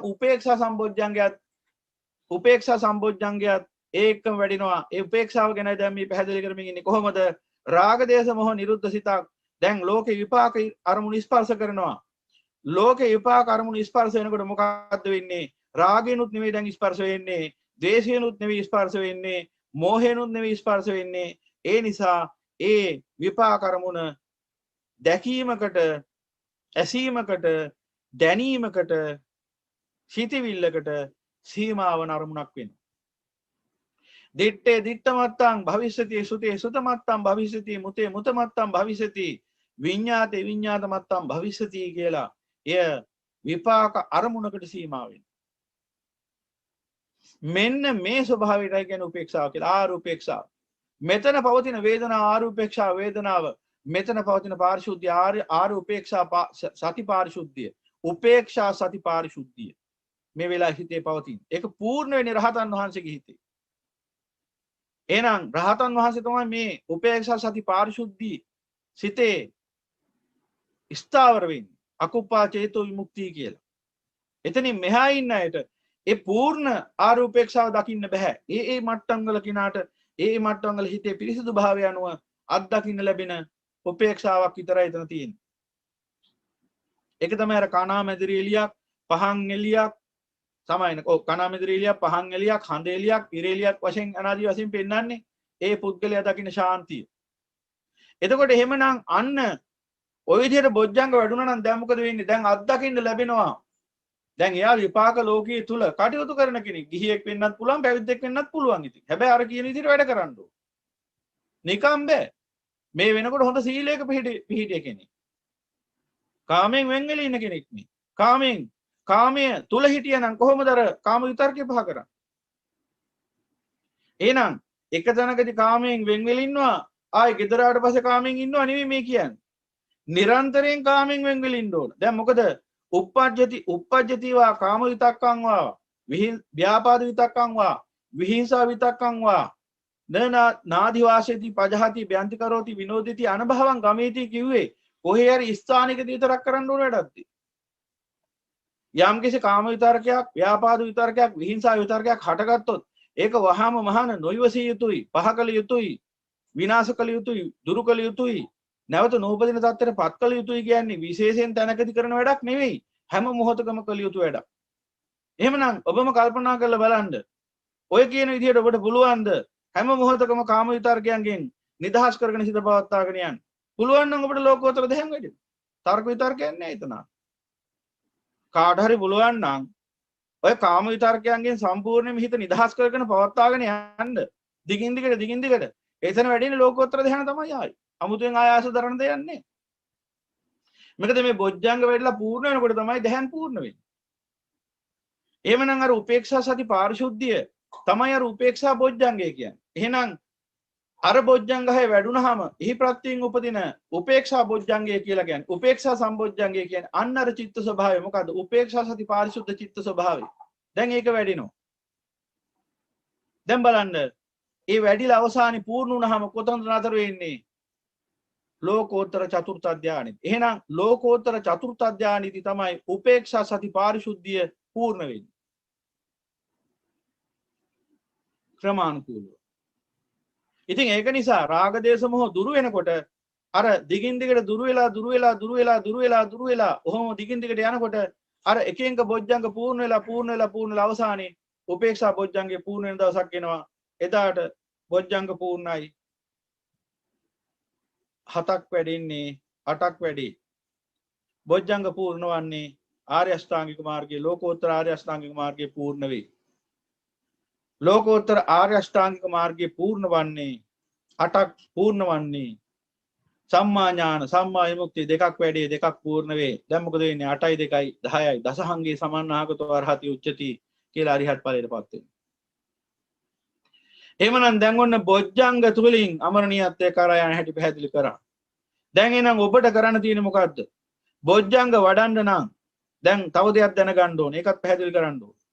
එහෙමනම් ඔන්න ඔය ආකාරයටයි බොජ්ජංග වැඩෙන්නේ. එහෙනම් කෙනෙක් ඉස්සෙල්ලම කරන්න ඕනේ මොකක්ද? උතුම් වූ චතුරාර්ය සත්‍ය මනාවකට අවබෝධ කරගන්න ඕනේ.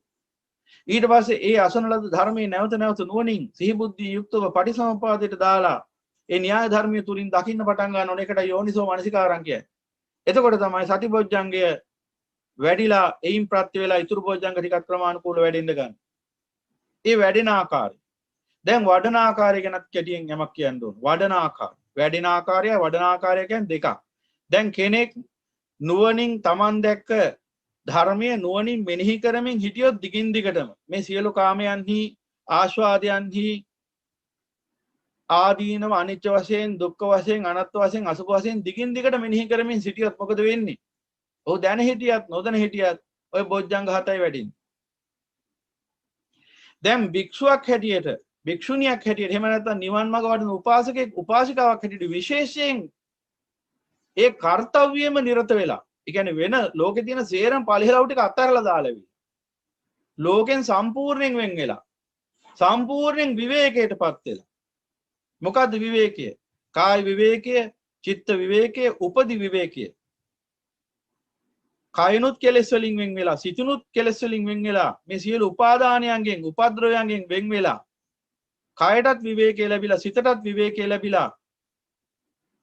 ඒ වගේම මේ කරදර ප්‍රශ්න නැහැනේ කියලා අර විමුක්ති සුවයක් දැනෙනවා. ඒක තමයි උපදි විවේකය කියන්නේ. උපද්‍රවයන්ගෙන් තොර වීම. දැන් මිනිස්සු මේ දුක් විඳින්නේ කාමයේ හඹාගෙන යන කෙනාට කායටත් විවේකයක් නැහැ. මොනවද කායයන්? චක්කු කාය, සෝත කාය, ගාන කාය, ජීවා කාය, කාය කාය, මනෝ කාය. ඔය කායන් 6 අප්‍රමාණ පරිපීඩිත වෙහෙසකටපත් වෙලා තියෙනවා. මේ හිස් අරමුණු පස්සේ ලුහු බැඳලා කායන් වලට අප්‍රමාණ වෙහෙසක් ඇති වෙලා තියෙනවා. මිනිස්සු ඒක කියන මට දැන් ඇති වෙලා තියෙනවා. මට එපා වෙලා තියෙනවා. ඒ තරම් වෙහෙසක් ඇති වෙලා කායන්ට. ඒ වගේම හිත දූරංගමං අසරීරං දූරංගමං ඒකචරං අසරීරං ගුහාසයන් මේ තුච්ච නින්දිත හිත අරමුණු පස්සේ ලුහු බැඳලා සක්වලෙන් එතරටත් ගිහලා පිටසක්වලත් ගිහලා පිටසක්වලත් මිනිස්සු ඉන්නවද කියලා හොයන. තවත් මොකෙක් හරි ඉන්නවද කියලා ගොදුරු කරගන්න. දැන් මේ විදිහට ලුහු බඳින තුච්ච නින්දිත හිත නිසා හිතටත් විවේකයක් නැහැ. හිතටත් තියෙන මහා අසහනිය. කායටත් තියෙන අවිවේකයක්. හිතටත් තියෙන අවිවේකයක්. එපමණද? නෑ. තව විවේකයේ ගැන ඉදිරියේදී ඊට වැඩි ගැඹුරින් විග්‍රහයක් කරනවා. මම මේ ඉන සියලු දෙනාට කෙටියෙන් තෝරලා දෙන්නේ මේ මොහොතට අදාළ පරිද්දෙන්. නැත්තම් කාය විවේකයේ, චිත්ත විවේකයේ, උපදි විවේකයේ කියන්නේ මීටත් වඩා ගැඹුරු විග්‍රහයක්. කවුරුත් හිතන්න එපා ඔය ටිකටයි ඔය විවේකයේ කියන්නේ කියලා නෑ. ඊට වඩා ගොඩාක් ගැඹුරට යන්න ඕන. මම මේ කෙටියෙන් මේ අවස්ථාවට ගැලපෙන අන්දමින් මේ දේශනා කරන්නේ. ඒ ත්‍රිවිධ විවේකය ගැන අපි විග්‍රහයක් ඉස්සරහට කරගමු. පිටකෝපදේශයේ නේත්‍යප්පකරණ ආදී මූල අටුවාවල ඒ ත්‍රිවිධ විවේකය ගැන විශාල විස්තරයක් එනවා. පටිසම්භිදා මග්ගප්පකරණෙත් එනවා. ඒවත් කියවන්න ඕන. ඒවත් දැනගන්න ඕන. ඒ ඉස්සරහට සාකච්ඡා කරමු. එහෙමනම් අර කාමයේ හඹාගෙන යන කෙනාට කායටත් විවේකයක් නැහැ. හිතටත් විවේකයක් නැහැ. දෙකයි. ඒ විතරද? නෑ. ඒ කාමයේ හඹාගෙන ගිය ක්‍රියාවලිය නිසා හටගත්තු ප්‍රශ්න කරදර තියෙනවා. භය තියෙනවා. උපද්‍රව තියෙනවා. ඒ නිසා අවිවේකයක් තියෙනවා හිතට. ඒ කියන්නේ අරමුණු හඹාගෙන ගිහිල්ලා කායටත් වෙහෙසයි. අරමුණු හඹාගෙන ගිහිල්ලා සිතටත් වෙහෙසයි. අරමුණු නිසා හටගත් හඹාගෙන ගිය අරමුණු නිසා හටගත් උපද්‍රව නිසා නිදහසටත් බාධාවක් ඇති වෙලා හිතේ අර හිතේ විවේකේ විතරක් නෙවෙයි හිතේ සහනයක් නැහැ. දැන් උපද්‍රව පිළිබඳ බයකුත් තියෙනවා. එහෙනම් එයාට තුන් ආකාරයකින් විවේකේ නැති වෙලා. එහෙනම් කෙනෙක් මේ කාමයේ හඹාගෙන යන මේ ක්‍රියාවලිය නතර කරපු ගමන් මොකද වෙන්නේ? මේ ත්‍රිවිධ විවේකයේ මුදා වෙනවා. කායන්ට විවේකයේ උපදිනවා. චිත්තයට විවේකයේ උපදිනවා. උපද්‍රවයන්ගෙන් නිදහස් නිසා, උපාදානයන්ගෙන් නිදහස් නිසා දැන් ලෝකයේ පිළිබඳ බයක් ඇති වෙන්නේ නැහැ. නාම රූප ධර්ම පිළිබඳ බියක් ඇති වෙන්නේ නැහැ. ඒ නිසා මොකද වෙන්නේ? ඒ උපද්‍රව බියනුත් උපද්‍රවයන්ගෙනුත් නිදහස්. උපද්‍රව විවේකයක් නැත උපදීන්ගෙන් වෙන් වෙච්ච නිසා ඒනුත් විවේකයක් හටගන්න එකට උපදි විවේකය. දැන් එහෙනම් අන්න කාය විවේකය, චිත්ත විවේකය, උපදි විවේකය කියන ත්‍රිවිධ ආකාරයකින් විවේකය වැඩෙනවා. විවේක නිස්සිතයි. ඊළඟට දැන් මොකද වෙන්නේ? රාගය කියලා කියන්නේ මොකද්ද? රාගය කියලා කියන්නේ මේ ආස්වාදයේ සැප වේදනා උදෙසා අරමුණු ඇසුරු කරන ස්වභාවයටයි රාගය කියන්නේ. ආස්වාදයක් උදෙසා රූපය ඇසුරු කිරීම රූප රාගය. ශබ්දය ඇසුරු කිරීම ශබ්ද රාගය. ගන්ධය ඇසුරු කිරීම ගන්ධ රාගය. රස ඇසුරු කිරීම රස රාගය. ස්පර්ශ ඇසුරු කිරීම ස්පර්ශ රාගය. අදහස් ඇසුරු කිරීම ධම්ම රාගය. මොනවද? ආස්වාදයක් උදෙසා. එහෙම නැතු ආස්වාදයෙන් තොරව ඒව ඇසුරු කරනවා නම් එතන රාගය නැද. රහතන් වහන්සේට සිද්ධ වෙනවා රාගයෙන් තොරව රූප ඇසුරු කරන්න. හැබැයි ලෝකයා රූප ඇසුරු කරන්නේ රාගයෙන් තොරව නෙවෙයි. රාගයෙන් යුක්තව. එහෙමනම් මෙන්න මේ රාගයෙන් යුක්තව එහෙම නැත්නම් මේ ආස්වාදයක් බලාපොරොත්තුෙන් යම්කිසි රූපයක්, සද්දයක්, ගන්ධයක්, රසයක්, ස්පර්ශයක්, ධර්මයක් යන ආදී වශයෙන් මේ ලෝක ප්‍රපංච ස්පර්ශ කිරීමේ ක්‍රියාවලියට තමයි මේ රාග ක්‍රියාවලිය කියලා කියන්නේ. රාගය කියලා කියන්නේ. ආස්වාදයක් අරමුණු කරගෙන ලෝකේ ඇසුරු කිරීමට රාගය කියන්නේ. එහෙමනම් දැන් මොකද වෙලා තියෙන්නේ මෙයා? දැන් මේ බුදු පියාණන් වහන්සේගේ අමා ධර්මය අහලා අවබෝධ කරන් යථාබෝධය වැඩෙනකොට, ප්‍රඥා වැඩෙනකොට මේ සසරේ මේ නාම රූප ධර්මයන්හි ගත හැකි සාරයක් නැහැ කියන එක හොඳින් අවබෝධ වෙනකොට මහා වීරියකින් යුක්තව අර හිස් ලෝකේ අතහැරලා දාලා ඒ හිස් ලෝක වැඩ පිළිවෙල අතහැරලා දාලා උතුම් වූ පැවිද්දට එනවා කෙනෙක්. ඒ ආවට පස්සේ තමයි අර කාය විවේකේ හටගන්නේ. චිත්ත විවේකේ හටගන්නේ. උපදි විවේකේ හටගන්නේ. අන්න විවේක නිශ්චිත. දැන් ඉබඳු කෙනා ලෝකයේ ඇසුරු කරන්න යන්නේ ආස්වාදයක් බලාපොරොත්තු වෙන. ඒ නිසා මොකද වෙන්නේ? රාගයෙන් වෙන් වෙලා විරාග නිශ්චිත. විවේක නිශ්චිත, විරාග නිශ්චිත. දැන් මොකද වෙන්නේ? ඔය විවේකයේ තුල විරාගයේ තුල පසුවන ඒ ආරි ශ්‍රාවකයාගේ චිත්තසංතානේ රාග දේශ මොහ උදා වෙන්නේ. නිරෝධයයි පිහිටලා තියෙන හිත නිවනේ පිහිටලා ඒතං සන්තං ඒතං පණිතා යදිදං සබ්බ සංකාර සමුතෝ සබ්බෝපදී පටිනිසග්ගෝ තණ්හක්ක විරාගෝ නිරෝධෝ නිබ්බානන්ති. දැන් නිරෝධේ පිහිටලා හිත. ඒ කියන්නේ දැන් උත්සාහ ගන්න හැමතිස්සෙම සමුදය ධර්ම උදෙසා වෑයම් කිරීමක් නෙවෙයි. නැත්නම් සමුදය ධර්මයන්ට ඉඩ හැරලා ඔහේ උඩමින් බල ඉන්න නෙවෙයි. හැමතිස්සෙම වෑයම් කරන්නේ මෙන්න මේ නිරෝධය තුළ හිත පිහිටලා තියාගන්න. ඒ නිසා හැමතිස්සෙම අනිච්ච දුක්ඛ අනාත්ත අසුභ අනුපස්සනාවෙන් යුක්තවමයි වාසය කරන්නේ. ඒක එළියෙන් බැලුවට මිනිහෙට පේන්නේ නැහැ. අනිච්ච දුක්ඛ අනාත්ත අනුපස්සනා කරනවා කියන්නේ කොහේ හරි වාඩි වෙලා සියල්ල අනිච්චයි කියන එක නෙවෙයි. ඒ ලෝකයට පේන්න කරන වැඩ. ප්‍රඥාවෙන් කරන දේ කොහොමද ලෝකයට පේන්නේ? ප්‍රඥාවෙන් මෙනෙහි කරන්නේ අනුපස්සනා කරන්නේ. අනිත්‍ය ලක්ෂණයට, දුක්ඛ ලක්ෂණයට, අනාත්ම ලක්ෂණයට අනුකූලව ආස්වාදයේ කාමය නුවණින් විමර්ශනය කරමින් ඉන්නේ දැන්. ඒ නිසා මොකද වෙන්නේ? හැම මොහොතකම අවිජ්ජා නිරෝධයි.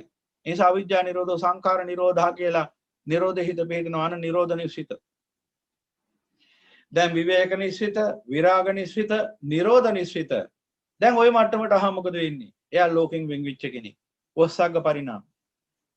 ඒකේ විරුද්ධ අර්ථය මොකක්ද? සංසග්ග පරිණාම. ධර්මයක් නොදැක්ක, ධර්මයේ නොදැක්ක ලෝකයා හැමතිස්සෙම කැමති සාමූහිකව ජීවත් වෙන්න. තව තව අය අසුරු කරමින් ජීවත් වෙන්න. කණ්ඩායමක් තුළ ජීවත් වෙන්න. සමාජයක් තුළ ජීවත් වෙන්න. ඇයි ඒ අරමුණු රැස් කර ගැනීම උදෙසා, අරමුණු ළඟා කර ගැනීම උදෙසා, ආස්වාදී උදෙසා. පිරිසක් එක්ක ජීවත් වෙනකොට තුච්ච නින්දිත සිතට පුළුවන් ලේසියෙන්ම රාග දේශ මොහ උපදව ගන්න. ඒ නිසා හිතට වහල් වෙච්ච, හිතට මුලා වෙච්ච මිනිස්සු සංසර්ග පරිණාමي හැමතිස්සෙම සංසර්ගය හොයන. ලෝකයට එක්ක එකතු වෙන්නමයි බලන්නේ. දැන් මේ ආර්ය ශ්‍රාවකයා කවුද? ඔස්සග්ග පරිණාම. ඒ සංසර්ගයෙන් වෙන් වෙච්ච කෙනා. දැන් එයා විවේක නිස්සිතයි, විරාග නිස්සිතයි, නිරෝධ නිස්සිතයි, ඔස්සග්ග පරිණාම. අන ලෝකයෙන් වෙන් වෙලා කටයුතු කරන කෙනෙක්. දැන් මොකද වෙන්නේ? ඔය කිව්ව ආකාර හතරට කටයුතු කරමින් තමයි දැන් එයාගේ මේ බොජ්ජංග ටික වැඩෙන්න ගන්න. එතකොට දැන් ඔබම කල්පනා කරලා බලන්න. එබඳු ආර්ය ශ්‍රාවකයෙක්ගේ නිවන් මඟ වැඩෙන ආකාරයත් ඔහුගේ චිත්ත සමාධිය කෙබඳු එකක්ද කියලා. අමුතුවෙන් ආයෙ කළ යුත්තක් පෙවුන්නේ. දැන් එහෙනම් ඔය කිව්ව විදිහට විවේක නිස්සිත, විරාග නිස්සිත, නිරෝධ නිස්සිත, ඔස්සග්ග පරිණාමී ආකාර හතරකින් සති සම්බොජ්ජංගය, ධම්මවිචය සම්බොජ්ජංගය, විරිය සම්බොජ්ජංගය, ප්‍රීති සම්බොජ්ජංගය, පස්සද්ධි සම්බොජ්ජංගය, සමාධි සම්බොජ්ජංගය, උපේක්ෂා සම්බොජ්ජංගය කියන බොජ්ජංග ටික වැඩෙන්න පටන් ගන්නවා. දැන් මේක ඒ ආර්ය ශ්‍රාවකයාට ඕන අවබෝධයෙන් යුක්තව වඩන්න. එහෙමනම් ඒ අවබෝධයෙන් යුක්තව වැඩිම කියන එක හිතු මතයට කරන්න පුළුවන් වැඩක් නෙවෙයි. එහෙනම් ඒ ගැන තමයි දැන් කියන්නේ තං සුනාතහ සාදුකම් මනසිකරොත. හොඳින් අහගන්න, හොඳින් නුවණින් මෙනෙහි කරන්න. කොහොමද ඒක කරන්නේ? මෙන්න මේක බුදු පියාණන් වහන්සේ පෙන්වනවා භාවනා කාල කියලා සූත්‍රයක. මම හිතන්නේ ඒ සූත්‍රේ නම අපේ සොයිසා මහත්තයාගේ ත්‍රිපිටකයේ තමයි භාවනා කාල කියලා හඳුන්වලා තියෙන්නේ. මම හිතන්නේ බුද්ධ ජයන්ති ත්‍රිපිටකයේ වෙනත් නමකින් ඒ සූත්‍රය ඇතුළත් වෙන්නේ. කොයි ආකාරයෙන් හරි බොජ්ජංග සංයුක්තයේ මේ සූත්‍රය තියෙන්නේ. භාවනා කාල කියලා තමයි සොයිසා මහත්මයාගේ ඒ ත්‍රිපිටකය තුල, සරල ත්‍රිපිටකය තුල දැක්වෙන්නේ භාවනා කාල. මෙන්න මේ සූත්‍රය පෙන්වලා තිනවා භාග්‍යතුන් වහන්සේ මේ බොජ්ජංග වඩන්න ඕන කාලය. මොකද කාලය? බොජ්ජංග වලට කාලයක් සහ අකාලයක් තියෙනවා. ඒ කියන්නේ මෙතන බොජ්ජංග 7 බුදු පියාණන් වහන්සේ බෙදනවා මෙන්න මේ විදිහට. සති සම්බොජ්ජංගය මූලික බොජ්ජංගය, ප්‍රමුඛ බොජ්ජංගය. ඒක නිසා ඒක පැත්තකින් තියෙනවා. ඊතුරු තව බොජ්ජංග 6ක් තියෙනවා. ඒ 6 තුනකට බෙදෙනවා. මොනවද තුන? මුලින්ම තියෙනවා ධම්මවිචය සම්බොජ්ජංගය, විරිය සම්බොජ්ජංගය, ප්‍රීති සම්බොජ්ජංගය. ඒක කාණ්ඩයක්. ඊළඟට තියෙනවා පස්සද්ධි සම්බොජ්ජංගය, සමාධි සම්බොජ්ජංගය, උපේක්ෂා සම්බොජ්ජංගය. ඒ අනිත් කාණ්ඩය.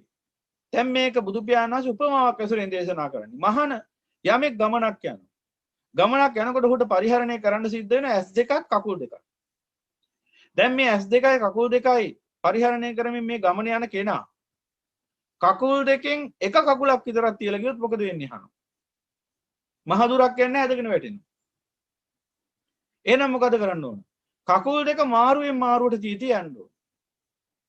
එක කකුලක් තියෙනවා ඊළඟට අනිත් කකුල ඉස්සරහෙන් තියෙනවා. මේ විදිහට එක කකුලක් ඉස්සර වෙනවා ඊළඟට අනිත් කකුල ඉස්සර වෙනවා. මේ විදිහට කකුල් දෙක මාරු කර කර තීති යන්න ඕන.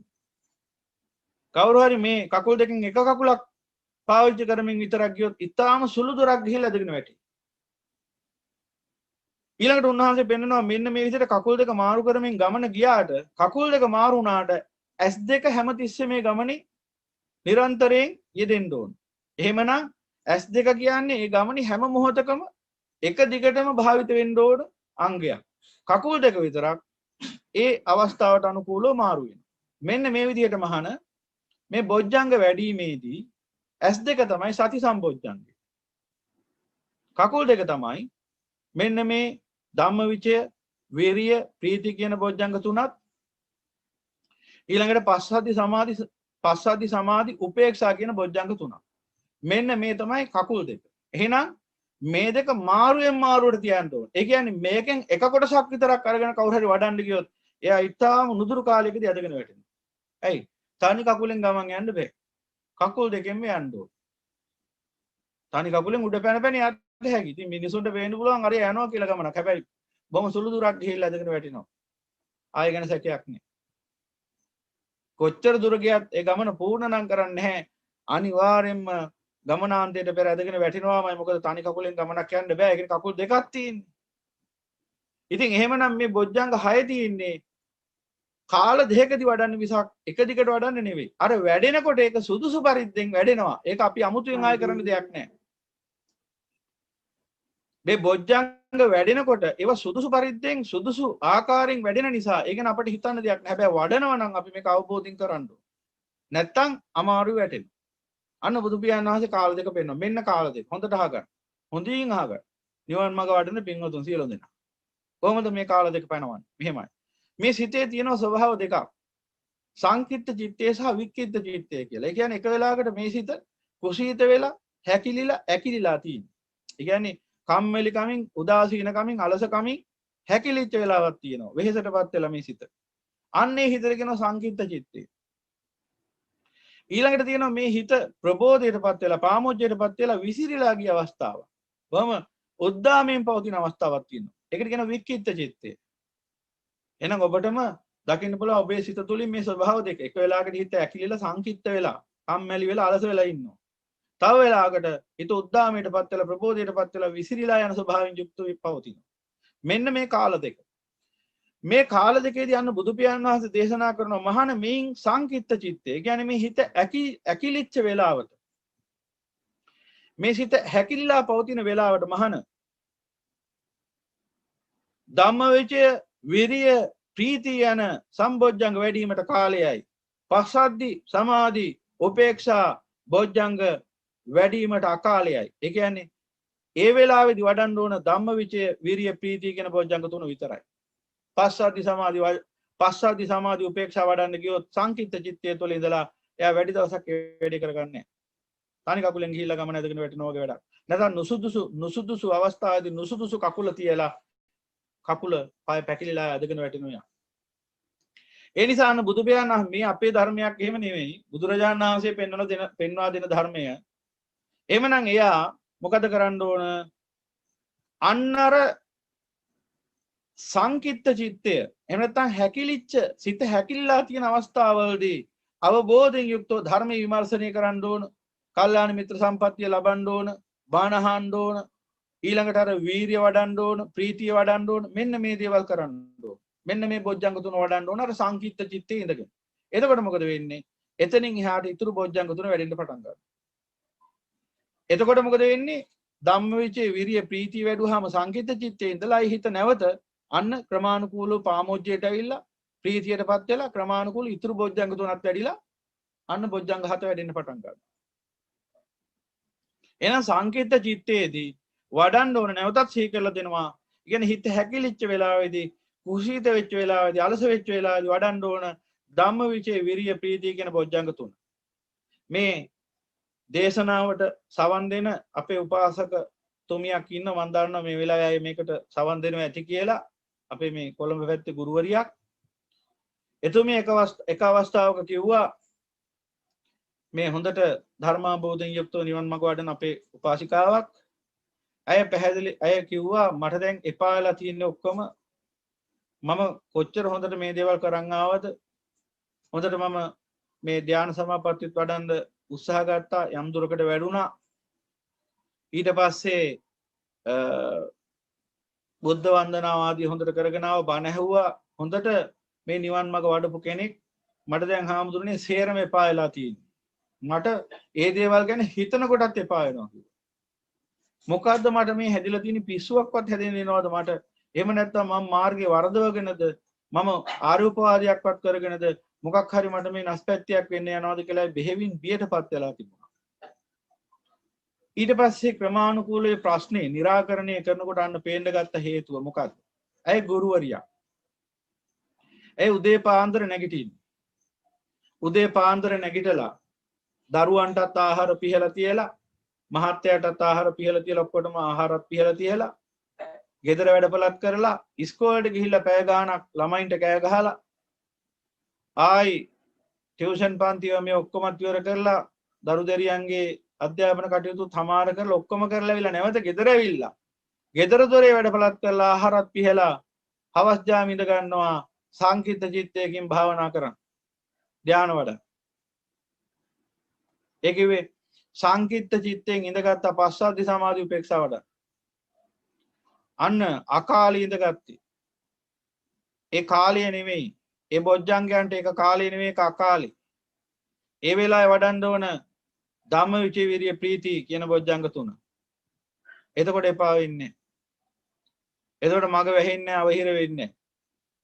එහෙනම් අය නුසුදුසු වෙලාවේ නුසුදුසු ආකාරයෙන් නුසුදුසු බොජ්ජංග වඩන්න ගිහිල්ලා ටික කාලයක් යනකොට මොකද වුනේ? ඇයට සියල්ල එපා වුණයි. හිත වෙහෙසටපත් වෙච්ච සිත තවදුරටත් වෙහෙසනකොට උපරිමාකාරයෙන් හිත කුසීත භාවයටපත් වෙලා නැවත නිවන මෙනෙහි කරන්නවත් දෙන්නේ නැති මට්ටමකටම වහලා දානවා. ගිලෙනවා එතනම. ඊට පස්සේ මොකද වෙන්නේ? බණ අහන්න ඌමනාව තුනත් අහන්න හිතෙන්නේ නැහැ. බුද්ධ වන්දනාව කරන්න ඌමනාව තිබුණත් ප්‍රඥාවෙන් කිව්වත් කරපන් කියලා බෑ. ආයි සමාධියක් වඩන්න ඕන කියලා කොච්චර හිතුණත් ඒකට අවස්ථාවක් දෙන්නේ නැහැ. සිත දෙන්නේ නැහැ. පුළුවන් නම් ඉතින් පුළුවන් සමතෙක් කරලා බලන්න.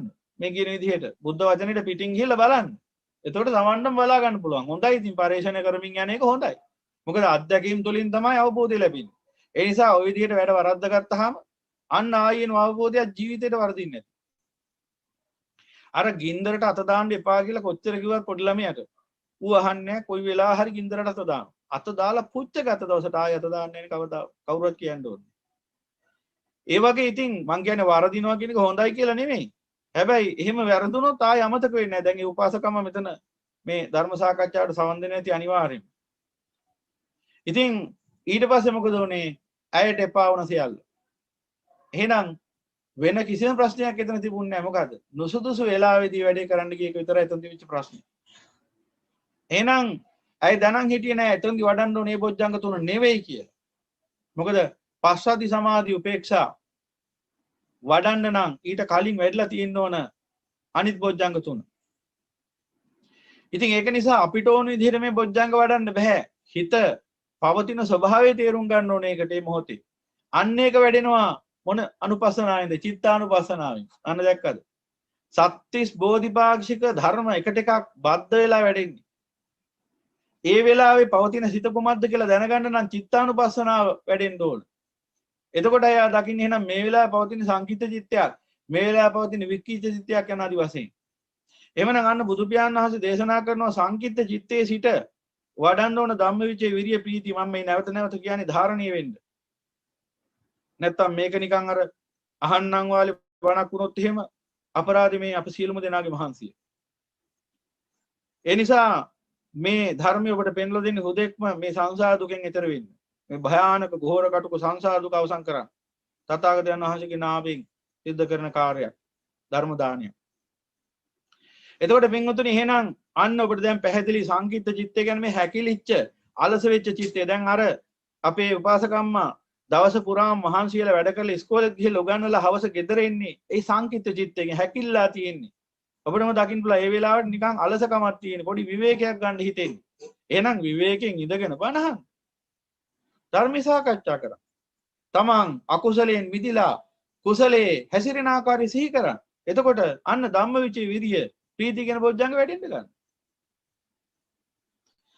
එහෙනම් ඊළඟට පස්සද්ධි සමාධි උපේක්ෂා කියන බොජ්ජංග වඩන්න ඕන කොයි වෙලාවෙද? වික්කිට චිත්තය. අර පාමොජ්ජයටපත් වෙච්ච යම්කිසි ප්‍රබෝධයකින් යුක්ත උද්දාමයටපත් වෙච්ච සිතක් තියෙනවා. දැන් අපි නිකන් බැලුවොත් එහෙම උදෑසන කාලේදී එහෙම අන්න එහෙම සිතක් තියෙනවා. එහෙම හරියටම කියන්න බෑ. මොකද කෙනෙක් රෑ එළි වෙනකන් මුරකාර රැකියාව කරන කෙනෙක් වුණොත් ඔහුට උදෑසන ඔය වගේ සිතක් තියෙන වෙන්න බෑනේ. ඒ නිසා මේක අන්තයකට වැහ ගන්න එපා. සාමාන්‍යයෙන් මම මේ කියන්නේ. එදිනෙදා සාමාන්‍ය චර්යාව තුළ යනවා නම් අපිට සාමාන්‍යයෙන් උදෑසන කාලේදී හොඳ රාත්‍රී සැපවත් නිින්දකට පස්සේ උදෑසන අවදි වෙනකොට එතන තියෙන ප්‍රබෝධාත්මක සිතක්. අන්න වික්කිත චිත්තයක් ඒක. මෙන්න මේ චිත්තේ ඉඳගෙන අර ධම්ම මේ චිත්තේ ඉඳගෙන ධම්මවිචේ විරිය ප්‍රීතිය කියන බොජ්ජංග නොවැඩිය යුතුයි. මොකද ඒක කරන්න බෑ. ඒ හිතේ තියෙන උද්දාම ගතිය වැඩි නිසා අරමුණු පස්සේ ලුහු බඳින ස්වභාවය වැඩි. ඒ නිසා බණ ඇහුවත් ඒ වෙලාව හරියට ඇහෙන්නේ නැහැ. ධාරණීය වෙන්නේ නැහැ. සමහරට ඒ වෙලාවේ උද්දාම ගතිය පාලනය කරගන්න බැරුණොත් අකුසලයටත් හිත නැමිලා යනවා. ඒ වගේම තමයි තව ඒ උද්දාම වෙච්ච සිත නැත්නම් විසිරීලා යන සිත තව උද්දච්චයටත්පත් වෙන්න පුළුවන්. විසිරීලාම යන්න පුළුවන්. එහෙනම් ඒ වෙලාවේදී අන්නේ සිත මෙල්ල කරන්න ඕන කොහොමද? අන්නේ වෙලාවේදී ගන්න පස්සද්ධි සමාධි උපේක්ෂා කියන බොජ්ජංග තුන වඩන්න. ඒ වෙලාවේදී අන්න පස්සද්ධිය සමාධි උපේක්ෂා වඩන්න අන්න සුදුසු කර්මස්ථානයක් අරගෙන අර මං කිව්වේ කර්මස්ථාන කියන වචනම නෙමෙයි යම් කිසි අදහසක් අරගෙන මෙනෙහි කරා. කැමති ඉරියව්වකින්. ඉතින් Tamanට හිතෙනවා නම් මට මේක ඉඳගෙන මෙහෙම බිම වාඩි වෙලා හරි කොයි විදියෙන් හරි හොඳට ඉඳගෙන කරාම මේක හොඳට වැඩෙනවා කියලා ඒ ඉරියව්ව වුණ ප්‍රශ්නයක් නෑ. සතපීලා හරි ඇවිදිමින් හරි ඉඳගෙන හරි හිටගෙන හරි කැමති ඉරියව්වකින් වෙන්න ඕන එකම දෙයයි. එහෙනම් අන්නේ වෙලාවට බුද්ධානුසති ධම්මානුසති සංඝානුසති ත්‍යාගානුසති සීලානුසති ත්‍යාගානුසති දේවතානුසති ආදී අනුසතියක් එහෙම නැත්නම් මෙත්තානුසති අසුභානුසති මරණානුසති ආදී අනුසති දතානුපස්සනා දයතානුපස්සනා ඉතින් මේ වගේ අනුසති එහෙම නැත්නම් විදර්ශනා වශයෙන් ගත්තොත් එහෙම අනිච්ච දුක්ඛ අනාත්ම අනුපස්සනා යන ආදී වශයෙන් කොමන් හෝ නිමිත්තක් ගන්න ඉදිරියේදී සමත පූර්වාංගම විදර්ශනාවත් විදර්ශනා පූර්වාංගම සමතයත් සමත පූර්වාංගම මේ විදර්ශනා සහ සමත යුගනද්ද වැඩෙන ආකාරයක් ඊට පස්සේ ඒ තුනටම පරිබාහිර වෙච්ච ක්‍රමයකින් අර විදර්ශනා ආදී උපක්ලේශයන්ගෙන් හිත මුදවගෙන අන්‍යතර සමාධි නිමිත්තකින් හිත නිවනට පත් කරන ආකාරයත් යනාදී වශයෙන් බුදු පියාණන් වහන්සේ දේශනා කරපු ඒ සිව් මඟ ගැන පැහැදිලි කිරීමක් ඉදිරියේදී සිද්ධ කරමු. දැනට ඒ ගැන අපි කතා නොකරමු. මොකද මේ මාතෘකා මෙහෙම කිව්වට මේවා පොඩිපටු මාතෘකා නෙවෙයි මේ පැය ගණන් මාස ගණන් විග්‍රහ කරන්න පුළුවන් ධර්ම කාරණානේ. ඒ නිසා මේවා මේ එක දහම් සාකච්ඡාවක් ඇතුලේ ප්‍රශ්න ගොඩක් ගන්නවා කියන එක තේරුමක් නැති වැඩක්. එහෙම වුණාම වෙන වැඩේ තමයි එකක් ගැනවත් හරියාකාරව දැනගන්න හම්බ වෙන්නේ. ඒ නිසා තමයි මේ කාලේ අරගෙන මේ මාතෘකාව ගැන මේ දීර්ඝ විස්තරයක් කරන්නේ. නැත්තම් මෙහෙම කෙටියෙන් කිව්වට වැඩක් නැහැ මේක.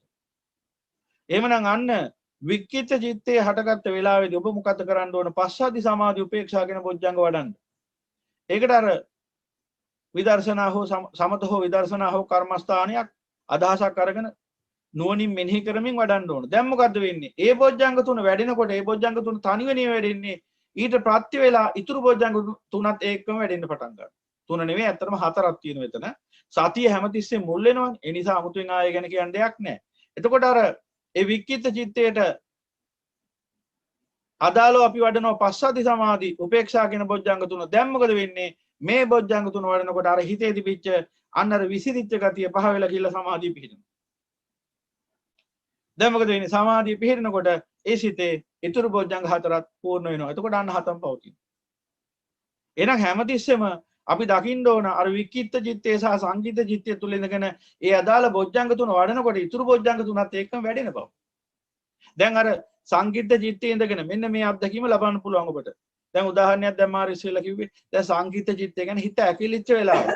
මේ හිත ඇකිලිච්ච වෙලාවේ කෙනෙක් අර ධම්මවිචය වීරිය ප්‍රීතිය කියන බොජ්ජංග තුන වඩනවා දැන්. බණ අහනවා, කල්‍යාණ මිත්‍රයෙක් එක්ක සාකච්ඡා කරනවා. දැන් මොකද වෙන්නේ? ධර්ම විමර්ශනයේ වැඩුණා. ඒක මොකද වෙන්නේ? දැන් ඔහුගේ වීරිය වැඩෙන්න ගත්තා. කල්‍යාණ මිත්‍රයාගෙන් ලැබිච්ච අවවාද අනුශාසන නිසා. ඊට පස්සේ මොකද වෙන්නේ? ඒකම ප්‍රීතිය වැඩෙන්න ගත්තා. දැන් මොකද උනේ? සංකිට චිත්තය, හැකිලිච්ච චිත්තය දැන් දිගහැරලා සමාධිමත් වෙනවා. සංකිට චිත්තය දැන් දිගහැරෙනවා. අර ඇකිලිච්ච ස්වභාවයෙන් අලස ගතියෙන් හිත මිදෙනවා. මිදිලා මොකද වෙන්නේ? අර සමාධිමත් ස්වභාවයට එනවා. දැන් ඔබට කැමති නම් එතනින් එහාට ධානයක් වඩන්න පුළුවන්. දැන් මොකද වෙන්නේ? ඇකිලිච්ච සිත දිග්ගහෙනකොටම පාමොජ්ජය ප්‍රීතිය වැඩිලා එතනින් එහාට ඉතුරු බොජ්ජංග තුනක් වැඩින්න ගන්න. මේ විදිහට හැමතිස්සෙම දකින්න ඕන ඒ අදාළ කාලයේදී අදාළ බොජ්ජංග තුන වැඩුවොත් එයින් ප්‍රත්‍ය වෙලා ඉතුරු බොජ්ජංග තුනත් හරියට වැඩුවොත් වැඩෙන්න පටන් ගන්නවා. මං කියවර සංකීර්ත චිත්තේ ඉන්න කෙනෙක්ට උනත් දැන් මේ සංකීර්ත චිත්තේ ඉන්න නිසා තමයි මේ වෙලාවේදී අර ධානය නිමිත්තක් මෙනෙහි කරගෙන එහෙම වඩන්න බැරි. ඇකිලිලා තියෙන හිත. හැබැයි ධම්මවිචය විරිය ප්‍රීතිය කියන බොජ්ජංග තුන වැඩුවොත් හරියට දැන් මොකද වෙන්නේ? ඒ විසිරිච්ච ඒ ඇකිලිච්ච සිත දැන් අර පාමොජ්ජයට පත් වෙන හිතක් බවට පත් වෙනවා. ඒ කියන්නේ අර අලස ගතිය, කුසීත ගතිය හිතින් පහ වෙලා යනවා. තීන මිද්දේ පහ වෙනවා. දැන් මොකද වෙන්නේ? සමාධිමත් වෙනවා හිත. දැන් ඉතින් එතන ඉඳලා ඊතුරු බොජ්ජංග තුන වැඩිද? මේ විදිහට අවබෝධයෙන් දැනගෙන වැඩුවොත් නියමානුකූල ගමනක් යන්න පුළුවන්. Tamanට උවමනා විදිහට හිතුමතේ වැඩ කරොත් අධ්‍යයනයකින් තොරව ඒ ගවේෂණයකින් තොරව ධර්මය පිළිබඳ විමර්ශනයකින් විමර්ශන අවබෝධයකින් අභිඤ්ඤයන්ති පරිඤ්ඤයන්ති පිරිසිදු දැන ගැනීමකින් උසස් අවබෝධයකින් තොරව අමාරු වැටෙනවා ආයෙ හොයන්න දෙයක් නැහැ කියන්නේ. මොකද මේ තුච්ච නින්දිත සිතත් එක්ක ගනුදෙනුවක් මේ තියෙන්නේ.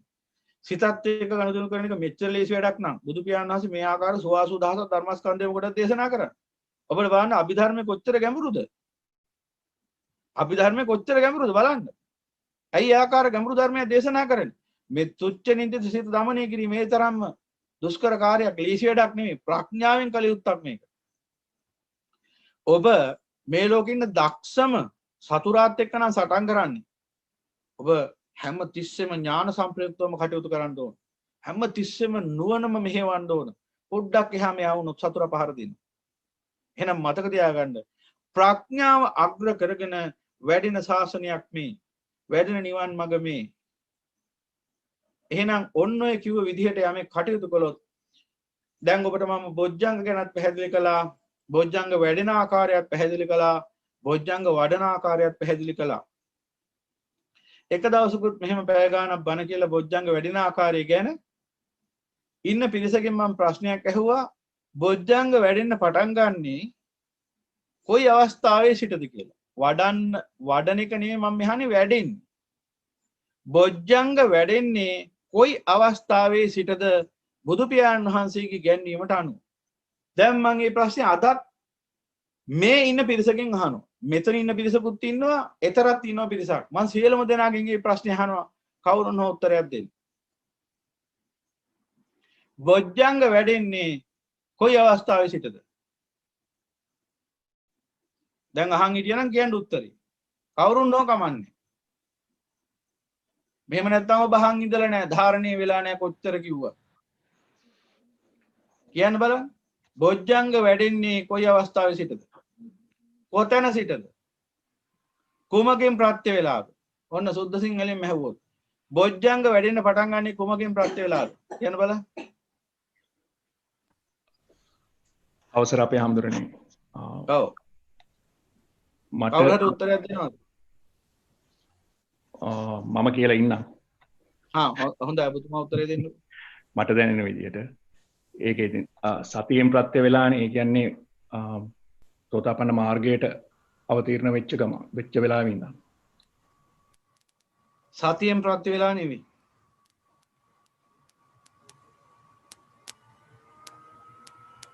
හරි. කවුද? සති බොජ්ජංගයත් බොජ්ජංග වලට ඇතුළත්. මං අහන්නේ සප්ත බොජ්ජංග වැඩෙන්න පටන් ගන්නේ කුමකින් ප්‍රත්‍ය වෙලාද? කොතනින්ද ආරම්භෙන්නේ? පටන් ගන්නකොට උත්තරය දුන්නා නේද? ඔව් මම. කියපු උත්තරේ. කියපු දේ ධාරණය වුණාද? නැවත නැවත අහන්න ඕන. හොඳයි මේක පටිගත වෙන එක. නැත්තම් විනාශයක් වෙන්නේ. අවසරයි හාමුදුරනේ.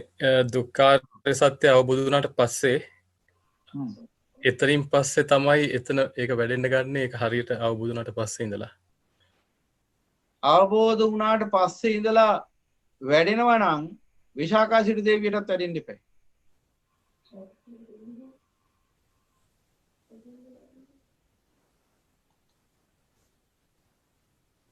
කොතන ඉඳලාද වැඩෙන්නේ? ඒ බමුණ අහනවානේ ස්වාමීනි සප්ත බොජ්ජංග වැඩෙන්නේ කෙසේද? කොතනින්ද ආරම්භ වෙන්නේ කියලා. එතකොට බුදු පියාණන් වහන්සේ මොකක්ද දීපු උත්තරේ? මම ලස්සනට පැහැදිලි කළා නේද ඒක? පුළුවන් තරම් හොඳට. මොකද බුදුරජාණන් වහන්සේගේ ධර්මයේ මගේ මොකක් හරි දෝෂයක් වුණා නම් ඔන්න ඒක ඔබට කියන්න පුළුවන් හාමුදුරුවෝ ඒක හරියට පැහැදිලි කරේ නෑනේ කියලා. සහ සුද්ධෙන් කිව්වා මොකද්ද? ආයෙ අහලා බලන්න පුරුදු කියලා. ඔය බණ රෙකෝඩ් කරපු නිසා ආයෙ අහලා බලන්න පුළුවන්. කවුද උත්තරයක් දෙන්න හැදුවා කියන්න බලන්න. දිනුක් මහත්මයා ඔබට පුළුවන්.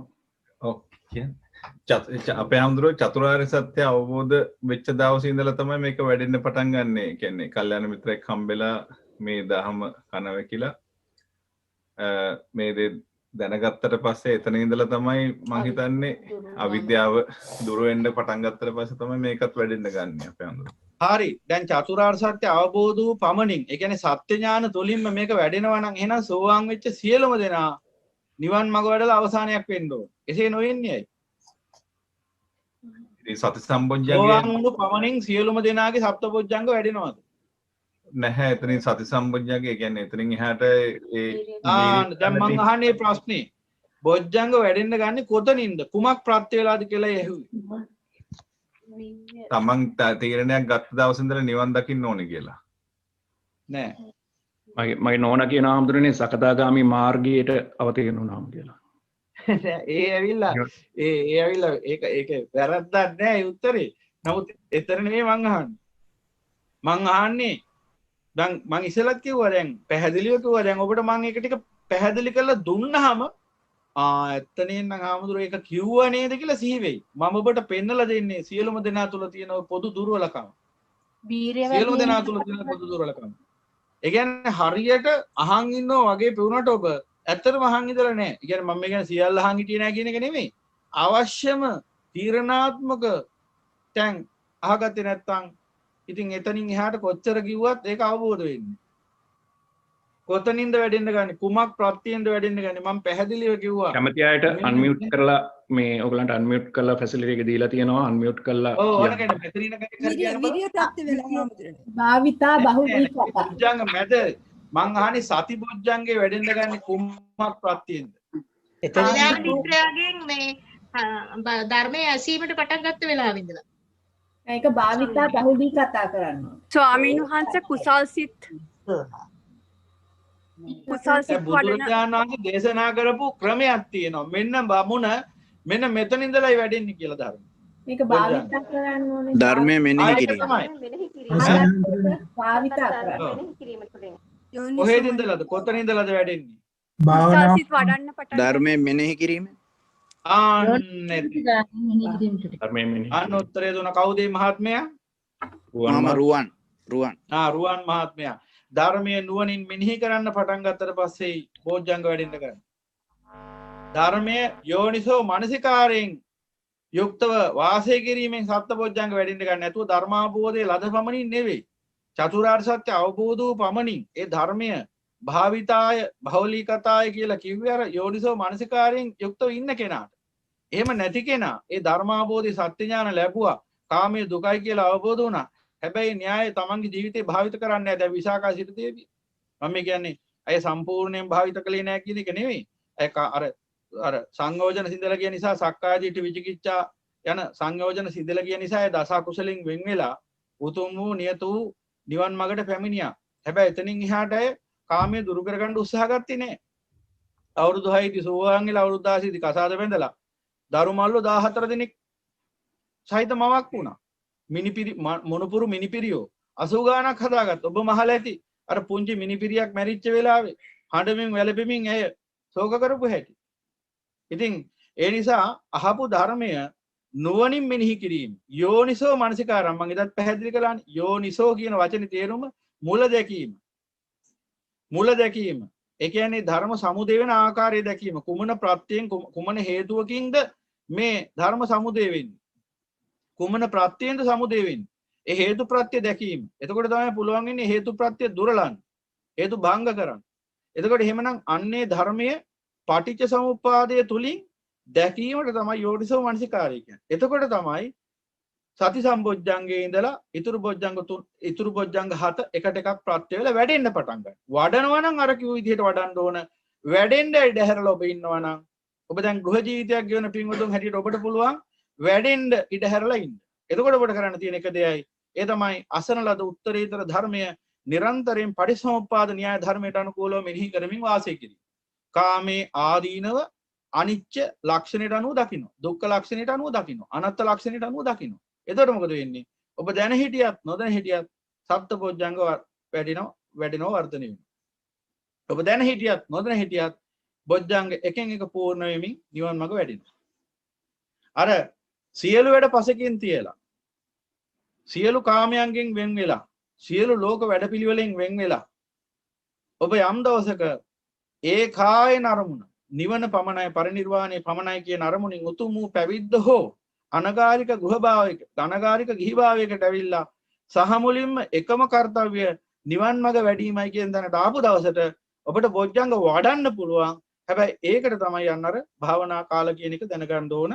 එතකොට නැත්තම් නුසුදුසු වෙලාවේ නුසුදුසු බොජ්ජංග වඩන්න ගිහිල්ලා ටික කාලයක් යනකොට මේ හිත කුසීත වෙලා මුකුත් කරගන්න බැරි මට්ටමකට එනවා. එහෙම නොවි අර මොහොතේ ගෙලෙන්නේ නැතුව ඕගේ තරණය කරන්න නම් නිසි ආකාරයෙන් පිහිනන්න ඕන. ඉතින් ඒක නිසා ඔන්න ඔය කිව්ව කාරණා ඇතුලේ ඔබට මේ නිවන් මඟ වැඩීම පිළිබඳව යම්කිසි අවබෝධයක් ජනිත වෙන්න ඇති කියලා අපි විශ්වාස කරනවා. එහෙමනම් අන්නේ ධර්මයේ ආකාරයෙන් අනුගමනය කිරීමෙන් ඔබට පුළුවන් අද දවසේ අපේ මාතෘකාව වන සප්ත බොජ්ජංග වැඩිම තුලින් අමරණීයත්වයට පත්වීම කියන ඒ උතුම් තත්ත්වයට පත් වෙන්න කවදා හෝ දවසක. ඉතින් මේ කියපු